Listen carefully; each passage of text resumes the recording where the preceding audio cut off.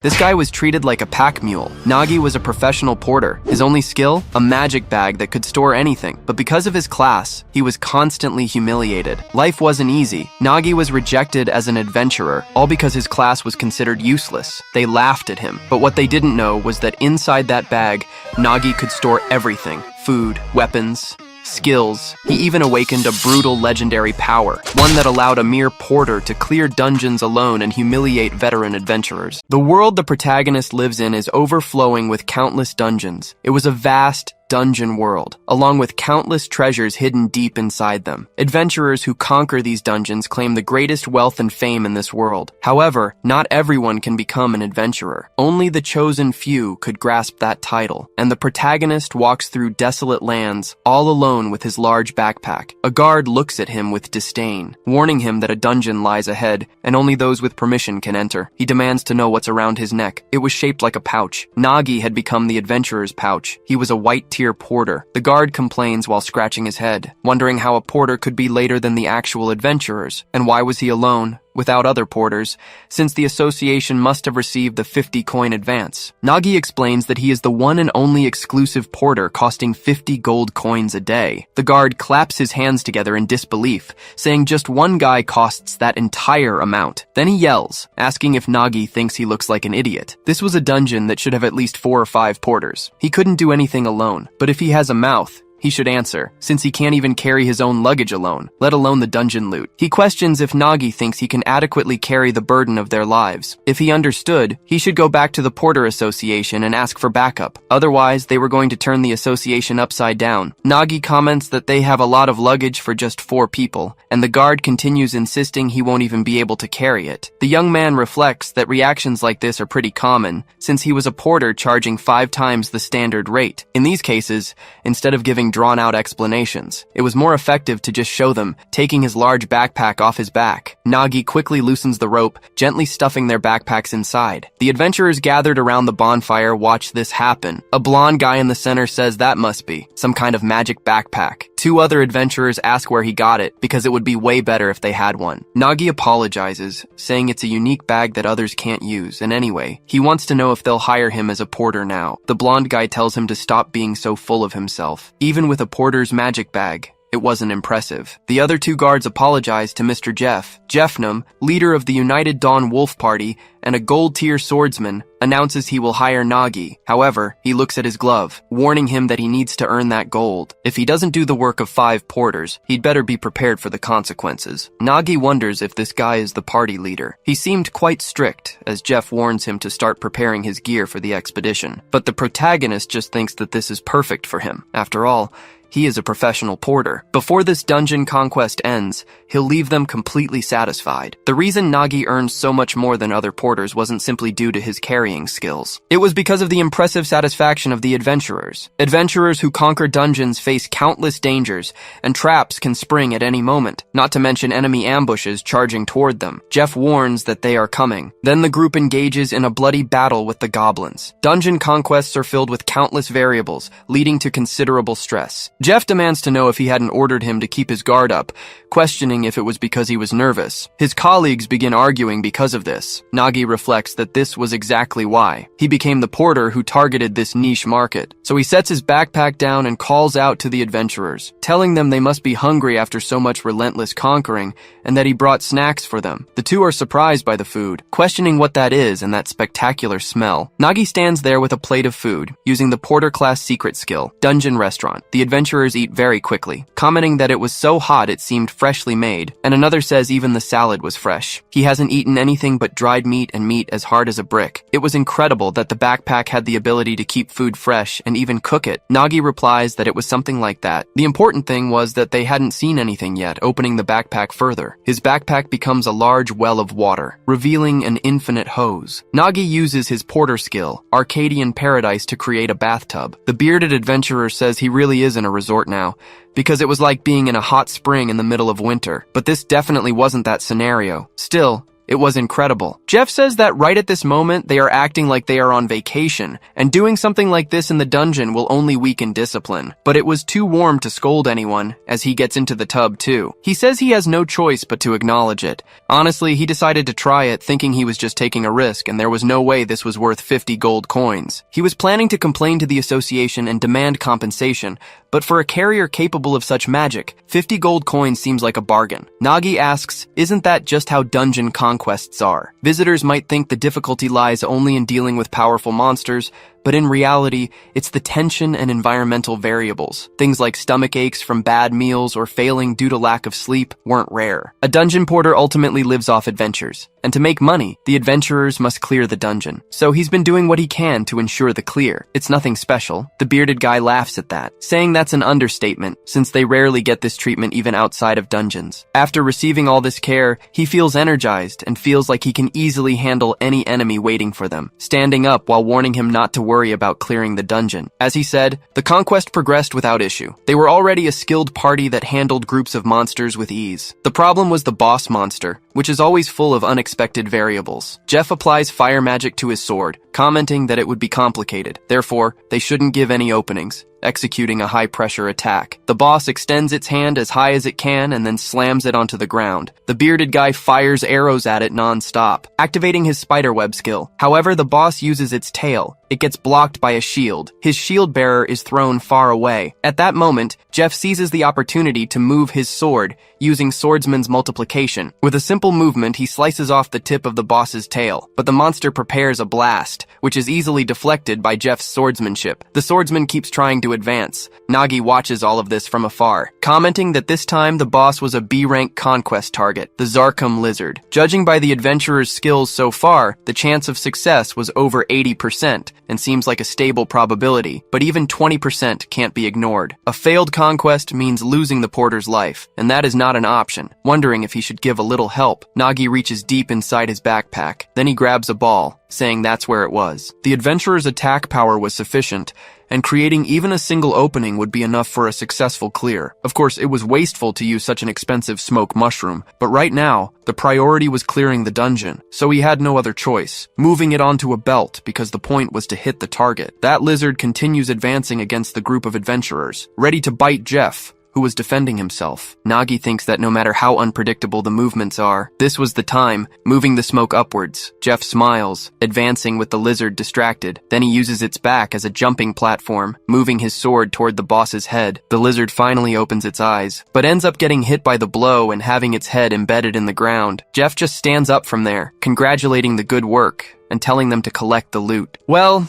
the dungeon conquest ended well in the end, but the excitement lasted only briefly. The atmosphere quickly soured, and the reason was the meager rewards. From the boss monster, there should have been at least 20 B-grade magic stones, but only 5 dropped. Furthermore, the rest was treated as trash. To make matters worse, this dungeon consisted mainly of common monsters like goblins. In other words, comparing the cost and effort of this conquest with the rewards, it was a complete loss for the party. To make matters worse, they have to split these meager rewards among the 4 of them. Maybe that's why the joy of clearing the dungeon vanished, and the atmosphere grew tense. Even dividing the loot became a touchy subject, but Nagi wondered what he could even say. Since this was the business of adventuring, it was none of his concern. Porters got a fixed salary no matter how much they earned. So before the situation got worse, he decided to wrap things up. He pulled out 2 bottles of booze, thanking the adventurers for their hard work. He offered them a drink, figuring they must be thirsty. Jeff remarked that he even takes care of their post-party needs. The smoke bomb he threw at the boss had been their biggest stroke of luck in the dungeon. Nagi admitted he was caught. He just gave a little help with his modest skills. Another guard approached, saying the more he saw, the more impressed he got. This bunch of youngsters kept producing endless wonders. Nagi wondered why the mood seemed to be taking a strange turn, until something hit the bottle in his hand. An arrow stopped in the rock behind him. Nagi wondered what that was until another arrow approached. Then he dodged it with relative ease, complaining that this was bullshit. He wanted to know what they were doing. The bearded guy said it looked like he missed. He was trying to end it all at once without any pain, but he should think about it, since adventuring was a job where you risk your life. and the results can't be a total loss. The guard told him not to hold a grudge against them,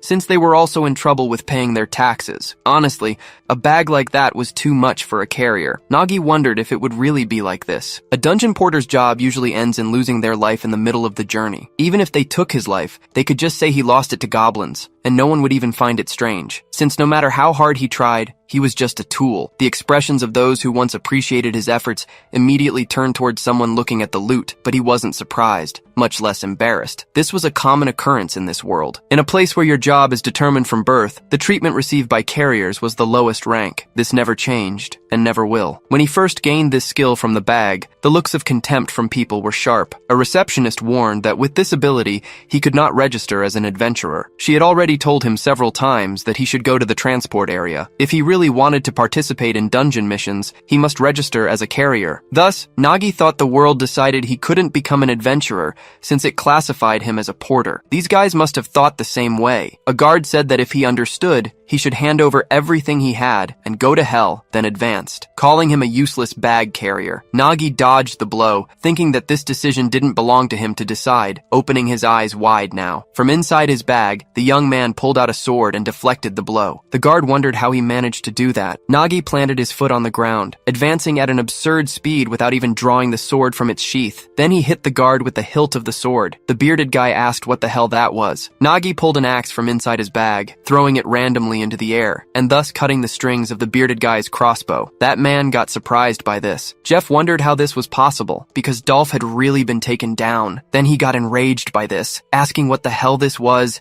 and if they couldn't put an end to him at once, so the two advanced. Nagi took a hose from inside the backpack, using it to stop them from approaching and making the bearded guy retreat thanks to the temperature. Then, without wasting a second, he saw a battle thread while advancing with the sword, splitting the bearded guy in the middle with a cut. The chubby one got scared by this, trying to run but getting hit by a punch and thus being thrown far away. Nagi just kept a cold expression on his face. Jeff noticed his friend was defeated, getting completely shocked and asking if he really defeated 3 adventurers alone. That was impossible since he was just a white rank, wanting to know who the hell he was. Nagi replied that he is just a dungeon porter. After the events inside the dungeon, Nagi stood outside. He quickly realized something was coming. In this case, it was a carriage. So he waved, shouting that it finally arrived there. A woman got out of the carriage, asking if he was the registered carrier, Nagi, because she heard about a crime occurring inside the dungeon, so she came to investigate, as Petra the inspector. But she wanted to know what exactly this was, with the 3 tied up and with swollen faces. Questioning what happened inside the dungeon,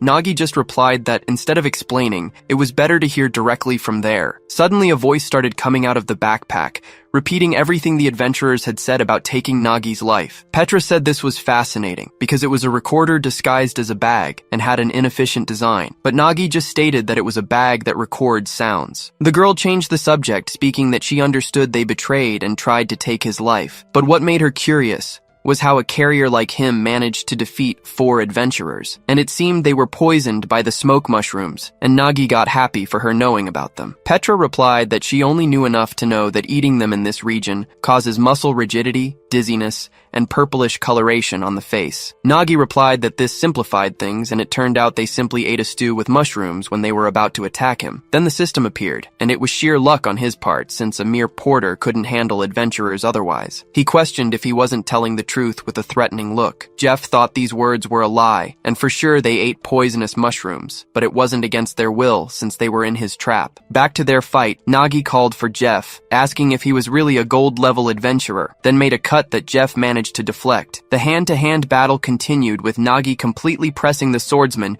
who only managed to defend. Finally, both blows ended up being reflected. Jeff had thought there was something strange because even though they spent a lot of energy against the boss monster, the idea that his group lost to a porter simply didn't make sense. Nagi started bursting into laughter, advancing over while questioning how he managed to defeat a goblin with that slow sword. Jeff tried a cut while thinking he was ashamed for being dominated by a carrier, and his provocations made him lose composure. Nagi continued with the smile on his face, dodging the blow with extreme ease while provoking him. Jeff tried one more time, however, was avoided again, then focused energy on the sword, trying one last time, again being simply dodged. Nagi mocked his blows while dodging. Jeff got even more infuriated and called him a bastard, making an arcing cut this time, but which Nagi dodged going to his back. At that time, the reason why Jeff lost to the carrier was not because he was strong, but because he got weak with his body hurting suddenly. He wondered what the hell this was, because he felt like he would vomit, and even already did that. Nagi questioned if he didn't tell him, since they were all poisoned. The food they ate had a poisonous mushroom called smoke mushroom, and it enhances the flavor of the dish, besides dealing with cheating clients. Jeff questioned about this poison, and if this is true. Then he planned to betray them from the beginning. Nagi just sighed arrogantly, questioning how a delicate carrier like him could trust suspicious adventurers,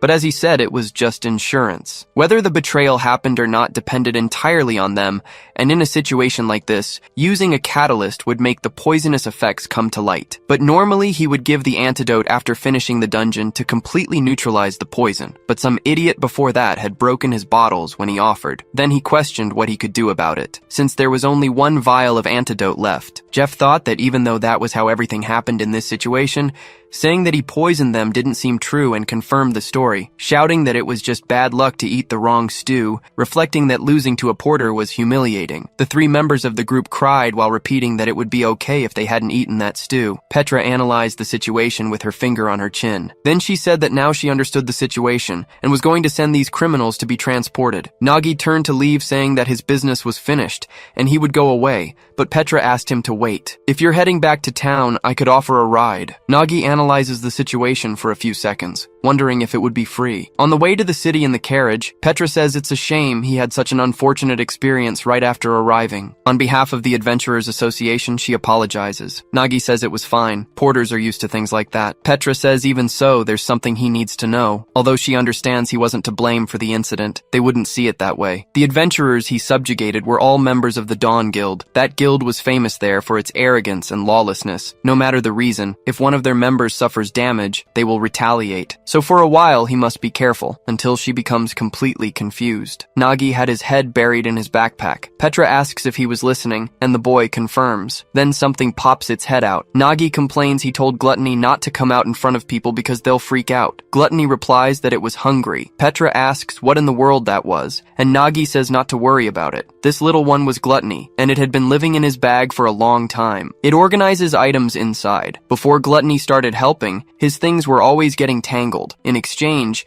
it eats tons of magic stones. Considering how chaotic this journey has been, it's also been quite busy. Besides, he managed to pocket all the dungeon loot, which would normally be divided among the 4 adventurers. So he says, since he was feeling generous, he's going to double the magic stones for today. Gluttony just eats with a happy expression. Petra says it was her first time seeing a magical creature that eats stones. Nagi says it was the same for him, but it was a beneficial relationship since it causes no harm. The inspector says he was fascinating, or rather his bag was, since she had never heard of anything like it. Suddenly, the coachman's horses rear up, stomping their hooves hard on the ground. Everyone in the carriage gets scared. Petra asks what happened to the horses suddenly. The coachman replies that he's not sure. They just got agitated all of a sudden. Nagi realizes something, turning back because he recognizes this feeling. There was no doubt about what it was. A dungeon break was happening there. Nagi calls the inspector's name, pointing in a different direction while warning that he can sense a dungeon break beyond the mountain. Petra shouts about the dungeon break. It was a huge problem, and she wants to know how he noticed and if he has some kind of magic tool. Nagi says it was just instinct. Petra questions what he means by that. The protagonist grabs a piece of wood, saying there's no time. They need to act quickly before there are casualties. Petra thinks sensing a break by instinct was absurd. Even she, as an inspector, couldn't detect it. Gluttony says it really was a dungeon break. She likes magic stones and can smell them, and that's why there is a huge smell of magic stones beyond that mountain. She is absolutely sure of it. Petra understands and says they should take a look. When a dungeon exists for a long time,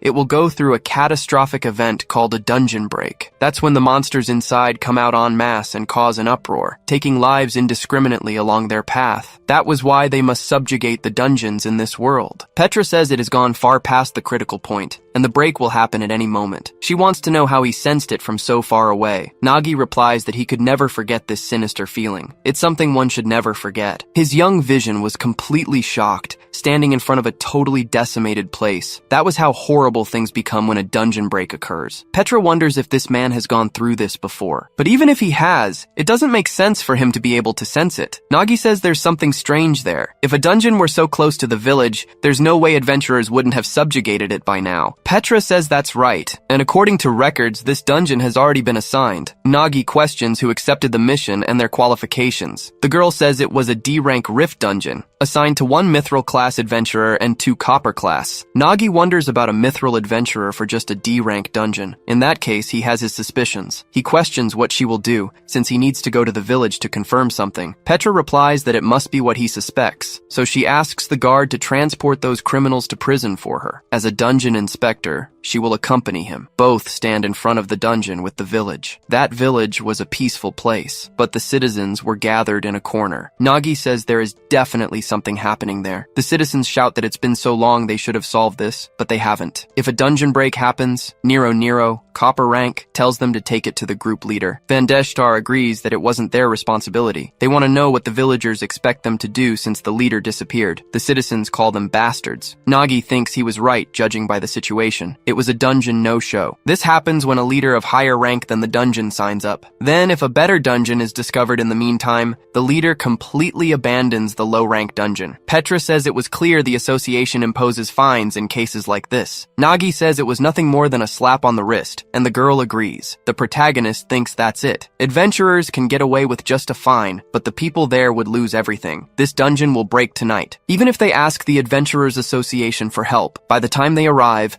everything will already be in ashes. And yet these adventurers are spewing irresponsible excuses, shouting that they are also victims because they were losing their precious time, and there was no point in being blamed. If they have complaints, they must register them in the official complaint of the Adventurers Association. Since they aren't the only ones responsible, they don't need to hear this from him. Nagi thinks that adventurers aren't heroes or saviors. They are cruel people who only care about their own profit, but even so, in this situation, the power most needed was theirs because only adventurers can stop a dungeon break, not a porter like him. Petra says it was unfortunate, but they must evacuate the residents since saving lives should be the priority. Nagi questions that, because he really believes they can save it. Petra asks what he means by that, and the protagonist tells her to think. Winter was coming too, and those who lose their homes won't survive the harsh winter. That was impossible, so he removes his porter necklace. He puts on the gold one, thinking the village doesn't need a porter. Nagi bursts out laughing then, approaching while saying what's over here. A dungeon break happening in a village he just visited. He questions if anyone can subjugate the ruined dungeon without paying any fee, and Petra confirms. The protagonist says it was great luck. Meanwhile, Vandeshtar questions who this guy is to plan on facing the dungeon, until they notice the color of the badge. It was a gold rank adventurer, so it might actually be possible. Nagi asks if they were thinking of participating too. In that case, the reward split was 9-1, a dungeon that had breaks. It was a dungeon connected to an unknown dimension through a rift. It's recommended that only adventurers of at least gold rank or higher enter, unlike normal dungeons, regardless of their difficulty, which can be simply completed by defeating all monsters. In a rift dungeon, your true enemy is space itself. Even experienced adventurers can't predict the clear conditions. The risks of disappearing or losing your life are higher, making this the most avoided dungeon type. And yet, they are about to do a speedrun. Petra warns that after checking the magic limit,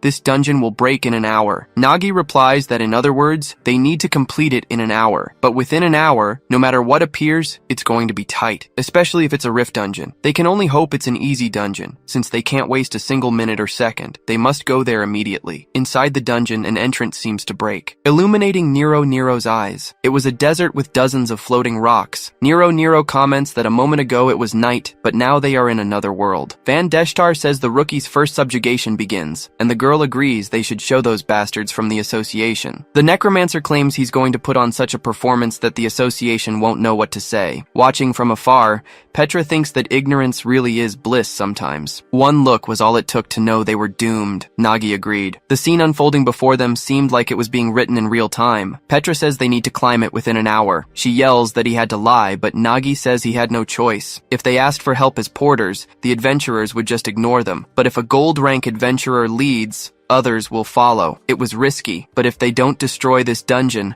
a rupture will occur, and she knew that. Petra confirms. Yes, it needs to be stopped. Nero starts laughing. She asks why all the worry. This is exactly why humans are so boring. She plants her feet firmly. Leaping from rock to rock, she announces she'll climb to the top alone without any issues. Vandeshtar calls out that it's dangerous. Nero materializes fire at her wrists, using it for a boost, but that wasn't her intention, and she gets scared. Suddenly, she falls face first onto the ground. Vandeshtar asks if she's stupid, acting without thinking just like in boot camp. Nero asks if he just ignored her. The necromancer tells her to remember their training. Rift dungeons can have restrictions or curses. Petra confirms that's exactly it. The first step in any rift dungeon is identifying its curse. She uses her scout talent, and chains reveal themselves on Vandeshtar and Nero. Petra explains this must be the dungeon's curse. They are all bound by these intangible, invisible chains, meaning they have to move together. Nagi notes that it seems tricks and shortcuts won't work in this dungeon. Fortunately, he brought plenty of climbing gear, which impresses Nero. The protagonist tells them they need to take it step by step. That is the key to clearing a trick-based dungeon. They shouldn't waste energy, but they can't go too slow either. They need to maintain a balanced pace. Nagi tells them to follow his lead. He reminds them that since they are chained,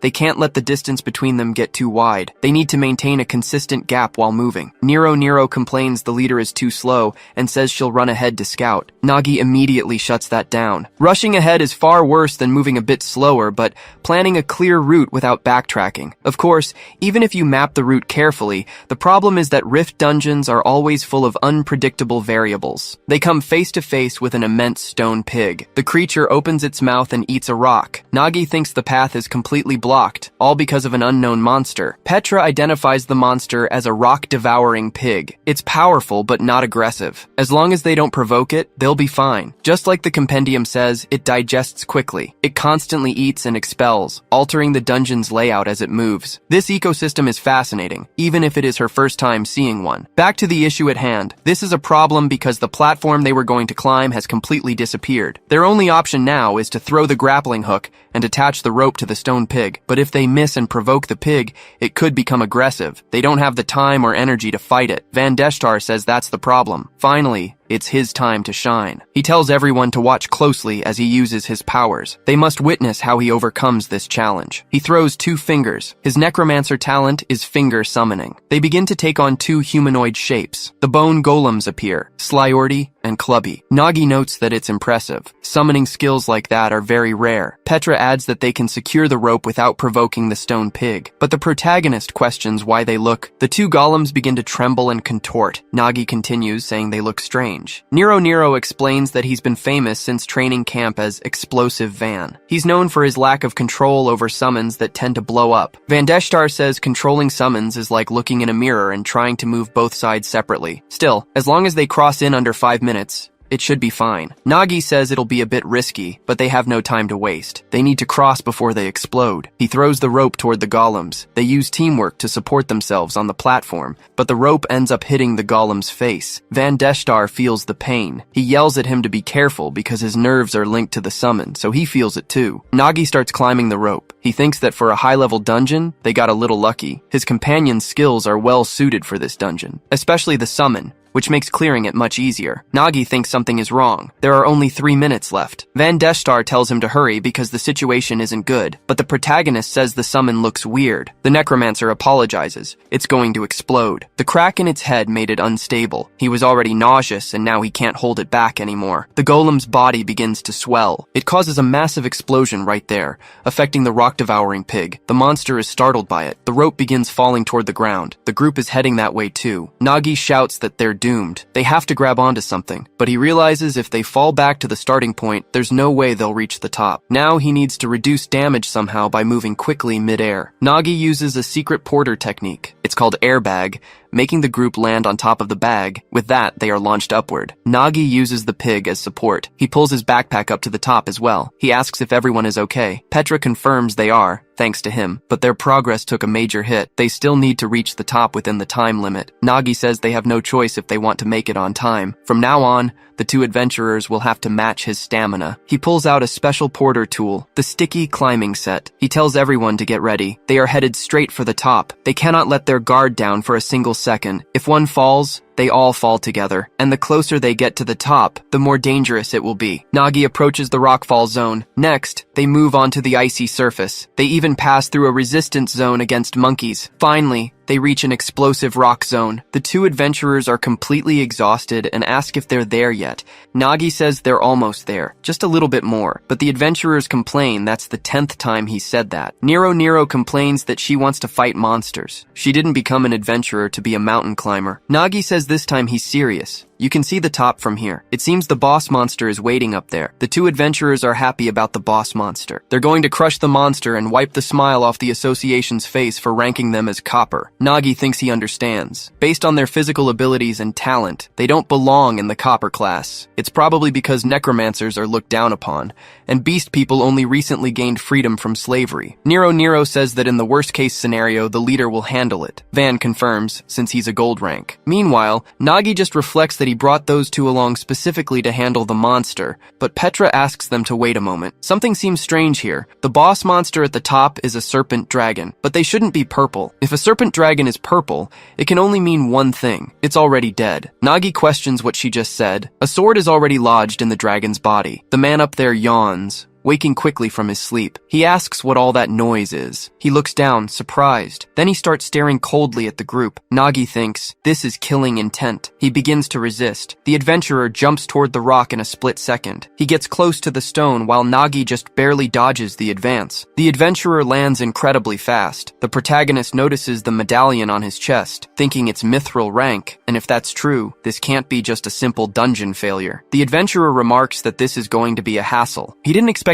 anyone to enter this dungeon, seeing as it needs to be broken. Nagi thinks that sometimes there are people like this who intentionally cause dungeons to break. The adventurer states that officially, the four of them lost their lives during the expedition. Petra confronts the adventurer head-on. She warns that the dungeon is about to rupture, and it's an adventurer's first duty to stop it, but he just questions that obligation. Then he bursts out laughing. He says he doesn't care about duties. Adventurers act for their own benefit, after all. A dungeon break can be way more profitable than clearing one. Nagi thinks he gets it now. He never thought of adventurers as heroes or saviors, but he didn't expect trash like this. If this guy really intends to cause a dungeon break, Nagi has to stop him no matter what. However, the guy is ranked mithril. Fighting him now is asking to lose. Nagi takes off his backpack, claiming there's been a misunderstanding. They're just passing adventurers who happen to find the dungeon. They didn't want to get in the way, so he should consider this buzzing skewer an apology gift. Staying in the dungeon must have made him hungry. Nagi thinks fighting this piece of trash directly won't work. He has to weaken him first. The adventurer quickly bites into the skewer. He yells that it's incredible and hot, like it just came out of the oven. It really was impressive to be able to make this. The meat is perfectly grilled, and the shrimp is just right. Nagi thinks he should eat his fill, since the food contains his poison. But the adventurer grabs his shoulder tightly. He mentions the exquisite taste of smoked mushrooms added to the sauce especially. He asks if Nagi thought such a cheap trick would work. Then he prepares his payment, winding up his fist. The punch approaches Nagi's face. The protagonist manages to defend,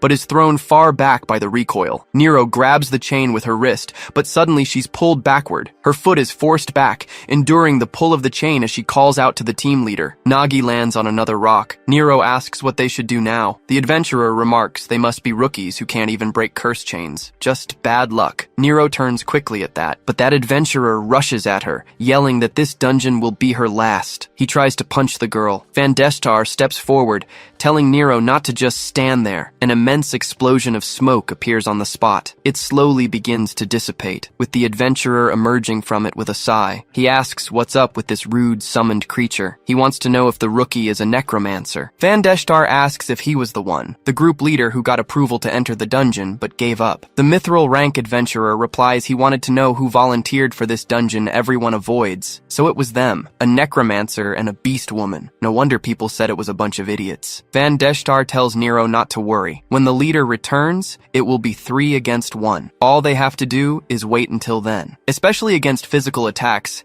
his patchwork golem can withstand a lot. Just like they practiced on the training field, they advance against the adventurer. That man keeps the smile on his face. He causes another explosion there, while Nagi stays on another rock. The boy was unconscious for a moment, but he wakes up a few instants later, muttering. Petra asks if Nagi is really okay. She's already performed first aid for now. The protagonist thanks her, realizing he must have blacked out for a moment. He asks about the situation. The girl replies, it's not good at all. Nero and Van Destar are holding firm, but they are constantly being overpowered by the adventurer. He defends against a kick from Nero. The girl pulls back and spins with her kick once more. However, all are blocked with ease. The adventurer continues with the evil smile on his face. Then he spins the patchwork golem in his hand, striking and repelling both of them to stop the fight. Petra continues that, as expected, the opponent is too strong for them to last much longer. Nagi replies he made a mistake. He should have considered that poison wouldn't work on someone of mithril rank. He asks if she could tell him more about the guy. as he must have a reputation. Petra confirms. Among mithril rank adventurers,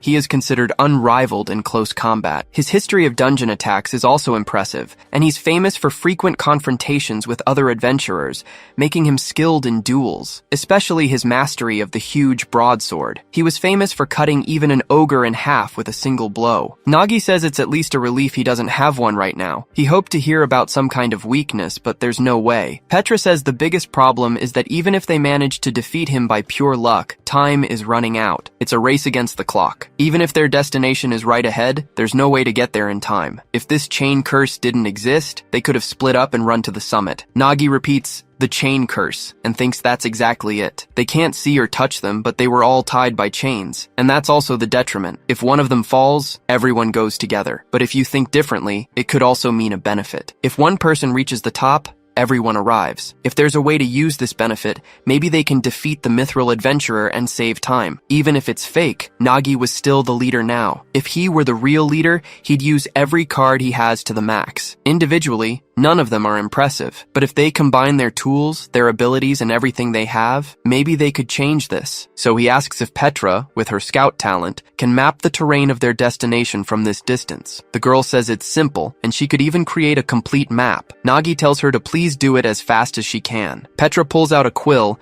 and uses her scout talent to write in the air, creating a 3D map of that whole area. The protagonist is impressed by this, saying the level of detail in the map was beyond his expectations. She must be a top-tier inspector. Petra replies these were just basics. She made the map for him, but she doesn't exactly know how he plans to use it. Nagi answers they would use it to take down the beast. This wasn't a battle between humans, but a fight between a human and a beast. When adventurers explore dungeons, they often encounter monsters much stronger than themselves. He asks how they managed to defeat these beasts. Petra replies that maybe using their experience to create strategies. Nagi responds that is incorrect. The secret for adventurers to defeat monsters stronger than them is to use dissimulation. They win by fighting dirty. So, to take down that beast, Nagi jumps back toward the rock, drawing a bow from his backpack. He fires at the adventurer while thinking that they have to play dirty too. The arrow approaches very quickly. The mithril rank adventurer just watches and catches it immediately. He says that even a sneak attack must be effective with these rudimentary arrows. But suddenly an explosion happens. Nagi had used the carrier's secret technique, sticky spider line. The adventurer replies that this was a drag, but the protagonist advances while pulling something from his backpack. That man questions a direct combat. He was finally starting to feel motivated. Nagi uses the carrier's secret technique to launch dozens of mushrooms. The adventurer looks up in surprise. The mushrooms burst into a storm of smoke. The adventurer defends himself from the smoke, asking if he covered the whole area with this. He really was a bastard. On the other side, Deshtar sighs, panting. Nagi asks if everyone is okay, and both confirm. The protagonist continues that he is happy. He asks if Deshtar can summon more golems. The boy replies that his index and middle fingers are regenerating, and he just used his ring finger, so he can still use his pinky and thumb. Nagi replies that should be more than enough. They need to listen carefully because there is a way to turn this situation around. The adventurer finally frees himself from the webs. He says it was a persistent nuisance. He's never heard of a swordsman fighting like this. He wonders if he escaped with his companions to another rock, but fighting is useless. However, he sees a figure in the smoke with a backpack. He keeps muttering as if in conversation. The adventurer says this is pathetic. All that smoke is useless if he makes all that noise. He advances with his fist. His blow was imbued with energy. He strikes the golem's head, causing an immense explosion on the spot. The adventurer keeps his smile on his face, until he realizes what actually happened. He had hit a golem. This same being grabs him quickly. The adventurer asks about the patchwork golem. He wants to know how the golem was talking, but it wasn't him. It was the bag making all the noise. Saying he was caught now, the adventurer turns, questioning where the others went, until he notices a figure holding the rope. Nagi stood in front of him as the smoke cleared. The adventurer realized he planned to sneak to the top while distracting him, but the attempt was too sloppy. Now realizing he won't be able to climb using that rock, Nagi asks if he's sure about that. Deshtar's mouth hangs open. Nagi asks if it's here yet. They've been spotted and need to hurry. The boy asks for just a little longer since it was his first time controlling it from such a distance, but he shouldn't worry about that, his pinky finger was caught on the hook. Then it begins to take shape, turning into a patchwork teddy bear. Deshtar confirms he'll do it for sure. The patchwork golem steps onto the castle, pulling the hook as far as it can, approaching the already defeated dragon. Then it jumps as its final move. Deshtar yells to go now. Finally, the hook is embedded. The golem explodes immediately after, causing an immense radius of destruction on the castle. The adventurer is incredulous. They rigged all this just to keep him stuck in one place, and it was dangerous. Using strength to break free from the golem, since he just needs to get out as fast as he can. Deshtar replies that won't be easy. The thumb might be slow, but it was the strongest of them all. Nagi keeps holding the rope, looking coldly at the adventurer, reminding him this was a battle against a beast. The dragon on top of the castle starts being pulled. There are beasts that cannot be defeated if your goal wasn't to take down the monster. The dragon falls with its mouth open toward the adventurer, breaking that stone floor and making the adventurer fall toward the ground. The rope was caught on the dragon's scales. Then it starts pulling the rope upward like a lever, lifting the whole group. Nagi thinks there's no need to fight against this as he climbs with his friends. Upon reaching the last island, everyone in the group keeps running. Nagi shouts that they just need to hold on a little longer. They were almost at the end of the dungeon. They're sure about 5 minutes remaining. It was tough, but they can make it. Still, they owe a lot to Nero for her help. If it were up to him, he couldn't have thrown the rope to the top, which looked easy. The fact that she did it with sheer brute force was truly impressive. Nero says it was nothing. Deshtar coughs to get attention, saying that's something anyone strong enough could do, even a fool. No matter what they say, the MVP of this dungeon was him, since he secured the rope in the right spot and even took down that annoying berserker. Maybe he's even better than a mithril rank adventurer, but Nero says he just got beaten up. Petra comments that everyone is excited, and Nagi agrees. The two were probably experiencing their first dungeon conquest. The joy of clearing a dungeon doesn't come from one person's exceptional skill, but from everyone working together to achieve victory. In that sense, Petra played an important role in the dungeon. The girl says she didn't do much. Nagi continues that he knew a dungeon inspector had talent, but he thought it was just basic stuff. Still, she created a very precise map quickly. Thanks to her detailing, he managed to calculate the exact location. He's sure even a professional scout would admire her skill. Petra thinks honestly, compared to what they did, creating and executing that strategy quickly was much more impressive. She wonders if Nagi really is just a porter, and how that's possible. Deshtar asks what's going to happen to that berserker. Nero asks if he even needs to ask. He'll rot in prison for the rest of his life and should be banned forever. Petra responds that she's not so sure. He committed serious crimes, but the problem is he's a mithril rank adventurer. The higher an adventurer's rank, the greater their immunity before the law, especially someone of mithril rank who is protected at a national level. So, most likely, he'll get out of this with just a fine. Deshtar and Nero shout that this is absurd, but the necromancer says he doesn't care. If the law won't punish him, he'll beat him up if they ever meet outside the dungeon. Nagi replies that's a dangerous idea, because what he saw of that berserker was only a fraction of his power. He should look around. The bodies of the Stone Knoll tribe protecting the entrance were all defeated by him alone. Deshtar says he could do that too, and Nero says they just didn't have a chance. Nagi continues that the important part is what comes next. If you examine the wounds on the bodies, they all lost their lives with a single attack. The two are surprised by this. Nagi says an adventurer's talent shines when he uses the right weapon. So they must remember that when they fought,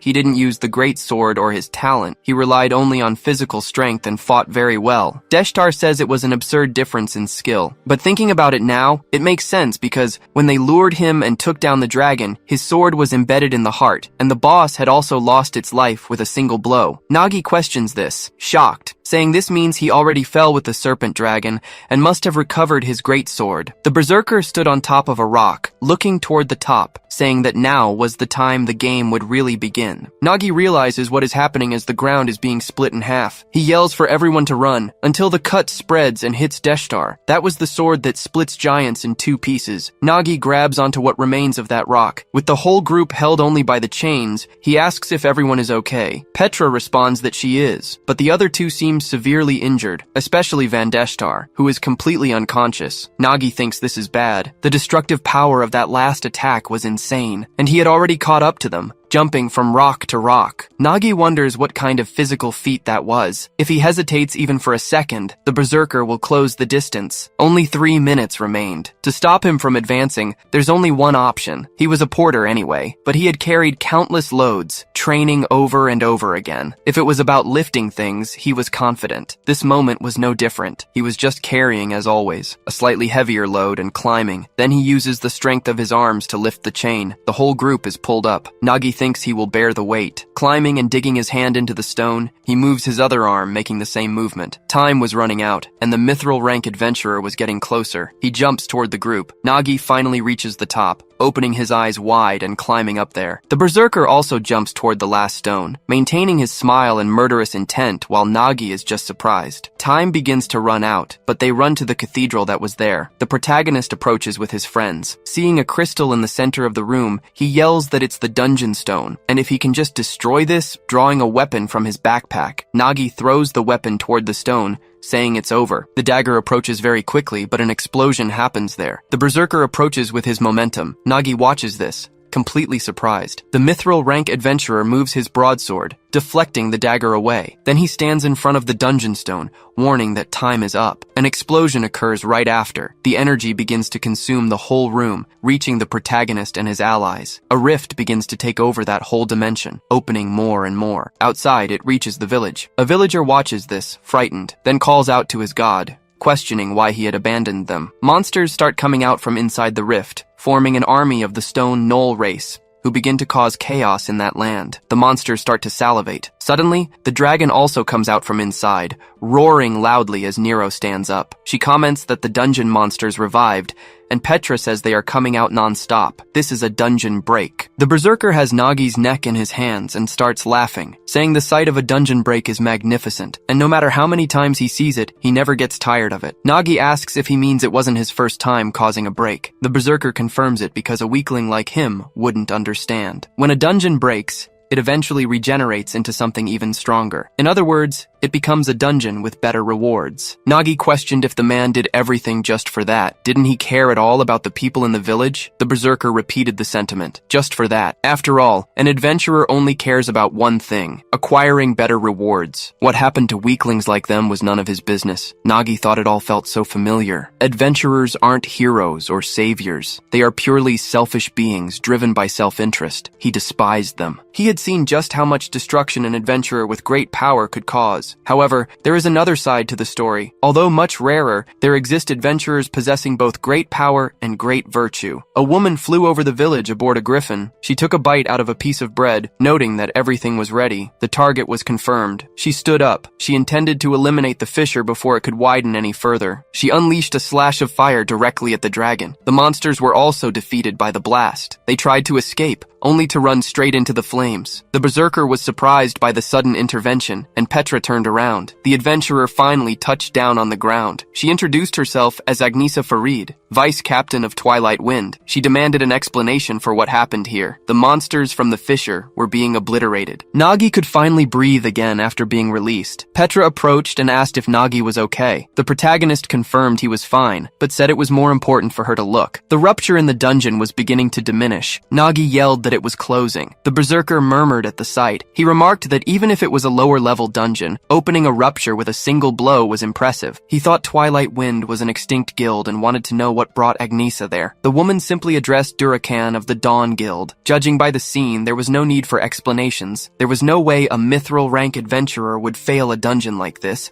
He had purposefully caused a rupture in the dungeon. Durakan asked if she was trying to pick a fight. He thought Agnesa of Twilight Wind was someone he wanted to face at least once. But this wasn't the ideal situation, as the swordsman's little tricks had made him waste more stamina than he expected, and he had strict orders from his master not to cause too much of a mess. Besides, looking at the gem in his hand, he hadn't achieved his main objective anyway. Since that was the case, there was no need to fight. He sheathed his sword. Agnesa asked if he was running away. Durakan questioned that characterization. conversation. He replied that this was a rift dungeon. Even for him, success depended on variables, so he couldn't guarantee victory. Nero screamed that he was a liar. He wasn't just avoiding clearing the dungeon, he tried to stop them and take their lives. Durakan asked if that was really the case. It was a shame to hear that, but he claimed a curse prevented newbies from distinguishing friends from foes, which meant attacking them hadn't been his intention. If she didn't believe him, she could verify it herself, but the dungeon had already disappeared. That explanation was good enough for the association to accept. He asked if the inspector agreed. Petra thought it was clearly absurd, but she had seen it happen many times in the Adventurers' Tribunal. The weight of mithril rank carried more weight than the truth. It didn't matter how much copper or white rank adventurers testified. Against mithril, not even the truth would solve it. The worst part was that he knew it and exploited that fact. Durakan said that in that case, they were finished here. He even bid farewell to the newbies. Agnesa continued to observe him coldly. Nagi sighed, saying that at least the rupture in the dungeon had been stopped. Then he began to fall. He collapsed to his knees on the ground, and his friends all screamed for him. Agnesa watched the scene from behind. Nagi went completely unconscious from exhaustion, but the adventurer noticed all the marks and injuries. Her bird spread its wings. Agnesa announced they would place him there,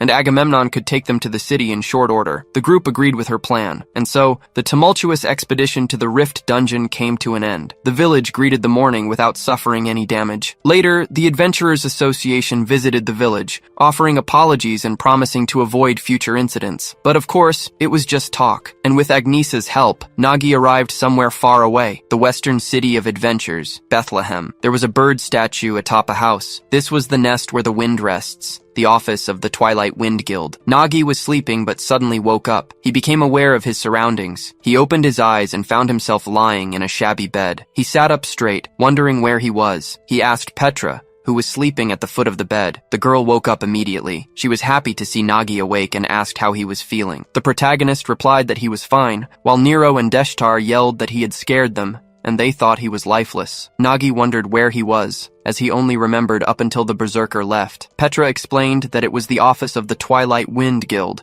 and Nero shouted that the nice lady had saved him. She even called a priest from the church to heal him. Nagi said that might explain it because, other than tiredness, he didn't feel injured. It was a relief to see the two of them healthy. Deshtar said it was nothing, and Nero was confident in her resilience. But the necromancer continued that, in any case, their first adventure had been quite a journey. When he saw how happy the villagers were that they stopped the dungeon rupture, he realized what the true role of an adventurer was. A little girl had offered him a flower and thanked him for protecting them. For the two of them, it was just a dungeon for rewards and glory. But for the villagers, it was their home. They both apologized for acting arrogantly. Nero said she would become a great adventurer, and Deshtar cried as he said they had saved a village. Nagi smiled, saying it was good to hear that. He thought he was happy they managed to protect the village, but now that it was over, he had to reveal the truth, that he wasn't a gold rank adventurer. In fact, his rank was lower than both of theirs, since he was just a low rank porter. He wondered if they would treat him the same way when they knew, but it was clear they wouldn't. Nagi opened a smile on his face. He said he needed to tell them something, and they shouldn't get mad. Nagi confessed to them that he had been pretending to be an adventurer and acting as their leader. Their natural reaction was to freeze. Nero asked if that was really true, but they understood, and there was nothing to be done. Thus, the bond built on lies disappeared, and they went back to being just adventurers and a porter. Nero said that next time, he would carry her equipment. They were leaving now, so he should rest. They closed the door right after. Petra asked if Nagi really needed to tell them the truth. The protagonist replied that they would become great adventurers. Working as a porter in the city, he would certainly meet them again. It was better they heard it from him than discovered it later. Petra clenched her fist and called Nagi's name. She said he was right. He wasn't an adventurer. In her work as an inspector, she had lived through countless adventures. Most of them only care about personal gain and don't hesitate to commit atrocities for it. Unlike heroes,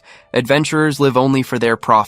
But Nagi hadn't done that. Even though there was nothing to gain, he conquered the dungeon and risked his life just to save lives without asking for anything. So Nagi really isn't an adventurer. He is a hero. She placed the boy's hand on her chest. Nagi was left with no response to that. He wondered about it while thinking he really wasn't a hero. While everyone's attention had been on Durakan and Agnesa's conversation during the rupture, Nagi noticed something behind him. Several stars were shining and falling. He thought it was a reward for completing a rift dungeon, and this was his lucky day. Running and grabbing the chest, Nagi used every last drop of strength to collect the rewards before fainting from exhaustion. He laughed internally while grabbing his backpack. He had gained all the rewards for himself twice in a row, and would take a look later. Petra wasn't the only one who misunderstood Nagi that day. Nero and Van Deshtar did too. They talked about how their team leader was a protector. Deshtar asked if she had realized it too. Nero replied that it was obvious. He was pretending to be a humble porter when in reality, he was a gold rank adventurer. Nagi probably thought he had fooled them and that they were idiots. The protagonist little knew they were even bigger idiots than he imagined. And to be fair, based on the way Nagi fought, it was hard to believe he was just a porter. Meanwhile,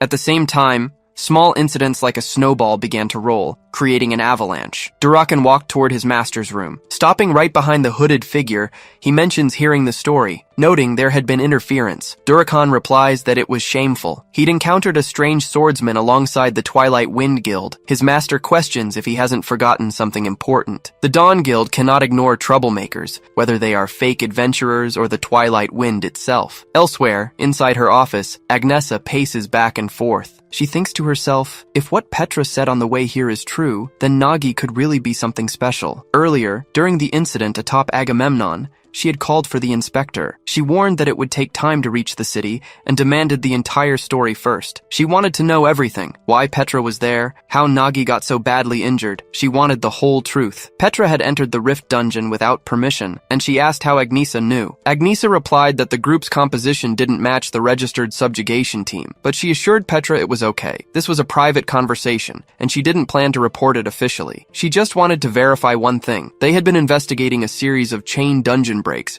and discovered a possible connection to the Dawn Guild. That was why she happened to be there today. Petra said she heard that, but asked how the Dawn Guild was connected. Agnesa replied that it was just a theory for now. The inspector said if that were the case, she understood. However, Agnesa shouldn't just keep Nagi's illegal actions a secret. She should be praising him instead. Petra proceeded to explain everything, from how they entered the dungeon to what happened inside. Agnesa reflected on the story. A gold-ranked adventurer had supposedly led them, but in reality, it was a mere porter who successfully conquered the dungeon. If not for the Dawn Guild's interference, he certainly would have cleared it solo. Clearing a rift dungeon was something even seasoned adventurers avoided, but what truly deserved glory was his mindset, risking his own life to prevent a dungeon break. Nagi turned to the captain, recognizing her as the one who saved them. Agnesa asked if he was okay, and the boy confirmed he was, thanks to her. She continued, saying she would get straight to the point. By the authority of Vice Captain Agnesa Farid, she commanded him to join her team. But Nagi simply rejected the offer with ease. The Twilight Wind Guild was one of the most prestigious guilds in the West City, or at least it was supposed to be. After the guild leader went missing, the guild had begun to decay. And now, for the first time in a long while, a guild meeting was taking place. A purple-haired woman declared she was against it. No matter how desperate the guild's situation was,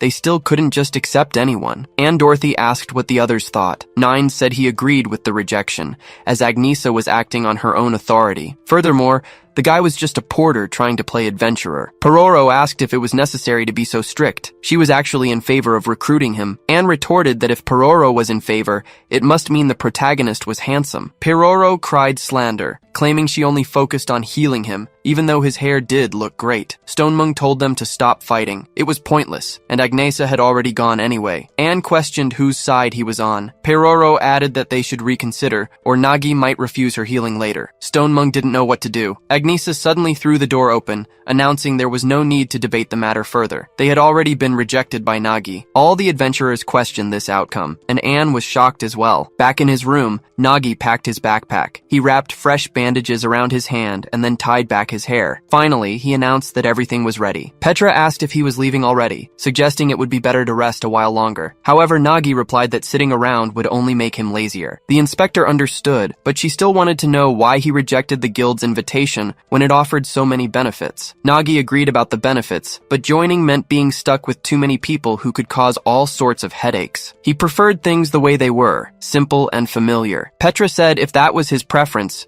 she wouldn't force him. Still, this was the second time he'd crossed paths with the Dawn Guild. It would be safer under Twilight Wind's protection. Nagi replied that she shouldn't worry. He had managed to escape unharmed both times, and that guild wouldn't bother with a mere porter anyway. Petra said in that case, she would head back to the association now. Nagi thanked her for everything. She told him if he needed anything, he should come see her. Nagi stood alone, his face neutral. Then he started to laugh. He said to himself he would check the rewards before leaving. He wondered what he had gotten. It had to be equipment or something valuable. He looked at his backpack, calling for Gula, wanting to know where she was hiding. He immediately bumped into Gula. He demanded to know why she hadn't come when called and what was up with her appearance, but Gula claimed it was nothing. Nagi asked if she had checked the chest and what kind of reward was inside, but Gula insisted there was nothing. Nagi noticed suspicious noises coming from the chest. He thought for a few seconds, then told Gula to move so he could check it himself. She tried to stop him, but Nagi flung the chest open. He wondered what kind of treasure hidden inside, only to be completely shocked when he opened the lid. "What is this?" Nagi demanded to know what these puppies, or baby creatures, were, and why they were inside his reward chest. He asked Gula what was going on and what had happened to his reward. Gula replied that she hadn't done anything wrong. She was just organizing the chest like normal. When she opened the box to sort things, there were many egg-like stones inside. A tiny paw emerged from one of the eggs. Gula was enchanted by it, explaining that suddenly these little ones just hatched. Nagi thought that if her story was true, they must be stone monsters. Someone with taming talent might buy them, but some had already hatched. Judging by their appearance, they didn't look like anything a professional tamer would want. This was a problem. He had used a ton of items in the dungeon and was counting on a real reward. He wondered what he should do with them. Gula pleaded that they were poor little beings. She heard their relatives were exploited by the serpent dragon, forced into slavery, and they were sealed in stones to save them. She wanted to keep them. She promised to take care of them. Nagi figured they might be useful, so he would keep them for now. It was only 3 small creatures. Nothing too bad could happen. He told Gula to be careful, warning that if even one of them messed up his backpack or destroyed anything, he was kicking them out. Gula called out to the children, happily announcing she got permission. They could all stay. Suddenly, hundreds of them appeared. Nagi was completely shocked, screaming, "There's more than 3?" He quickly retreated from his bag,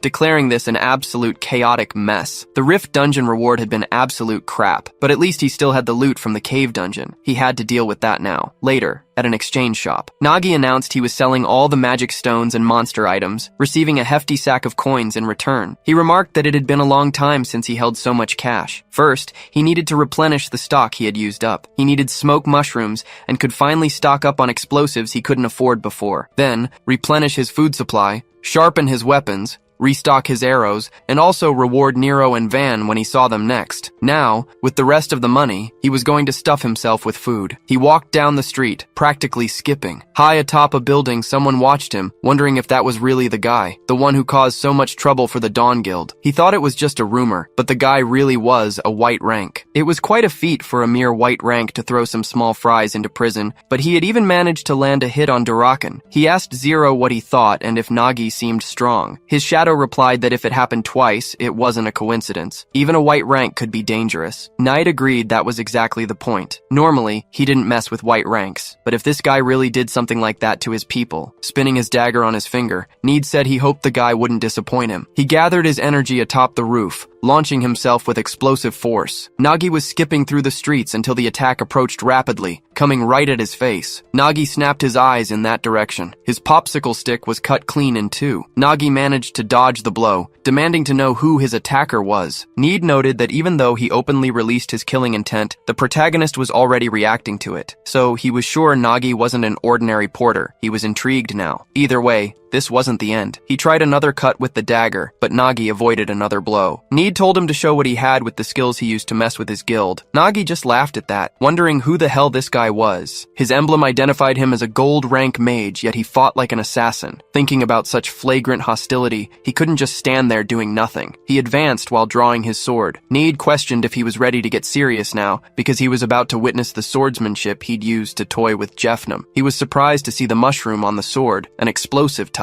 Nagi used his secret porter ability and caused an immense explosion in the city. He then commented that only crazy guys fight adventurers head-on. The first thing he had to do was run far away, shouting that he was going to lose his life and that someone should save him. He warned the guards that there was a thief after him. A police officer questioned what was happening. Nagi said there was a bandit claiming to be an adventurer who tried to take his life. The guard recognized the man immediately, asking if it was Need from the Dawn Guild, while the guy said running was disappointing. Nagi thought about the Dawn Guild, and if this meant the retaliation Petra had spoken about, but still, no matter how angry they were, they wouldn't do something like this in the city. The guard asked Need for permission, wanting to ask what this was about. Nide repeated the question, then advanced quickly from his spot, saying it was a little discipline, ready to hit Nagi. He struck the protagonist's chest. Nagi hit the wall. Nide said from what he heard, this guy poisoned members of his guild with food and ruined their raid. A mere porter who dared to mess with the Dawn Guild. Everyone knows what happens when you mess with the Dawn Guild. Nagi shouted that it was a lie. It had been the adventurers from his guild who tried to kill him. He begged them to believe him. However, everyone just glared at Nagi. The protagonist said this was useless, thinking that, as Petra said, the Dawn Guild had considerable influence. In this situation, there was no one who would side with a white rank like him. Helping him benefited no one. In fact,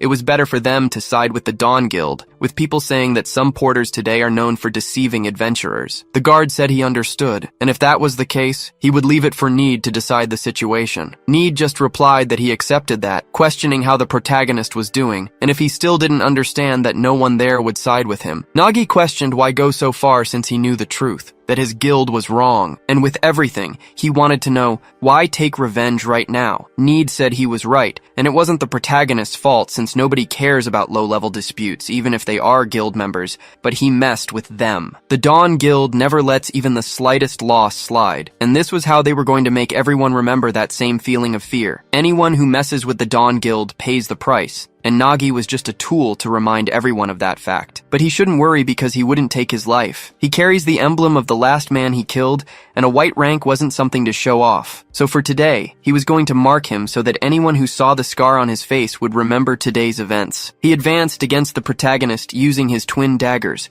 He used the assassin talent, the 90-degree crosscut. Nagi watched the blow approach, scared, and when it was a hair's breadth from hitting him, his thought was that no one there would defend a porter, until the blow was deflected by a sword. Nagi wondered what that had been, but Agnesa remained in front of him now, warning Nade to lower his sword, because Nagi belongs to the Twilight Wind Guild, and right now, any attack on him will be considered a direct attack on them. Nade walked away with his hands in his pockets. His shadow began to move. Zero questioned if it was okay to leave things as they were, because it probably wasn't the result the guild wanted. Need replied they had no choice, as facing Agnesa wasn't part of the plan. So even if he went ahead and fought her on his own, that wouldn't be a good choice because someone else already wants to fight her. Need stopped spinning the dagger on his finger, saying that in the end, all that remained was a feeling of emptiness, because he was hoping Nagi would be something more. For a porter, he was definitely better than expected, but a porter is still a porter, another insignificant guy. So things ended abruptly, but after what happened, he'll be too scared to do anything. Zero agreed, but suddenly, a cut appeared on Need's face, bleeding slightly. Need questioned when this happened and if Agnesa had hit him. His shadow questioned if he hadn't noticed. In that case, then slowly, he must retrace his steps, one by one, place his hands on his face from the moment he found him, until the moment he thought he had finished with him, the exact moment he believed it was all over, and that the protagonist had already given up. But Nagi never did that. He was waiting for a chance, moving his fist and drawing a small dagger. Zero explained that even in that situation, Nagi used the fact that Need was coming from above to slip the dagger into his sleeve. Nagi thought that since no one in the world would side with a porter,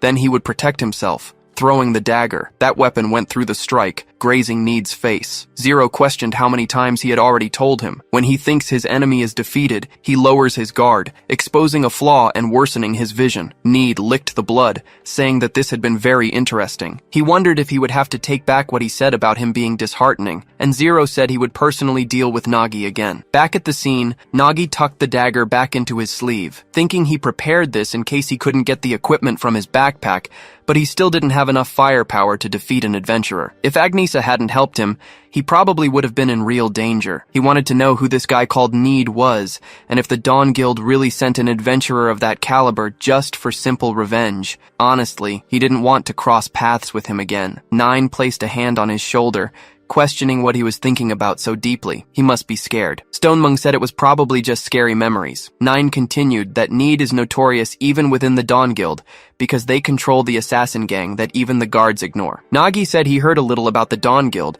but didn't realize they would do this, attacking someone in the middle of the city. Agnesa spoke that this was exactly what she imagined. It would be safer in a dungeon than staying in the city, and that's why they brought him. Just as she mentioned before, she wants to know why he doesn't join the guild at least for the duration of the dungeon raids. Nagi says he just has to keep doing his activities. But anyway, he was starting to feel cold. It was his first time seeing a high-level dungeon, this one being the cemetery. The cemetery dungeon was rank B. Nine laughed, asking if he was scared of that. Dungeons like these were easy for them, so he should believe in him and focus on collecting items while following his lead. Nagi thought he wasn't wrong. They were with gold and silver rank adventurers, besides Agnesa, who was at mithril rank. Having someone like that in the raid group meant it was practically done. His only worry was that normally in rank B or higher dungeons, it was crucial to assemble a team with balanced skills. But in this case, everyone is a warrior type. When a team leans so heavily to one side, it becomes harder to deal with unexpected situations. Agnesa took another step and ordered the group to stop. It seemed they were about to start the welcome party, with skeletons rising from the ground. The soldiers stared coldly at the group. Agnesa just released her flaming sword,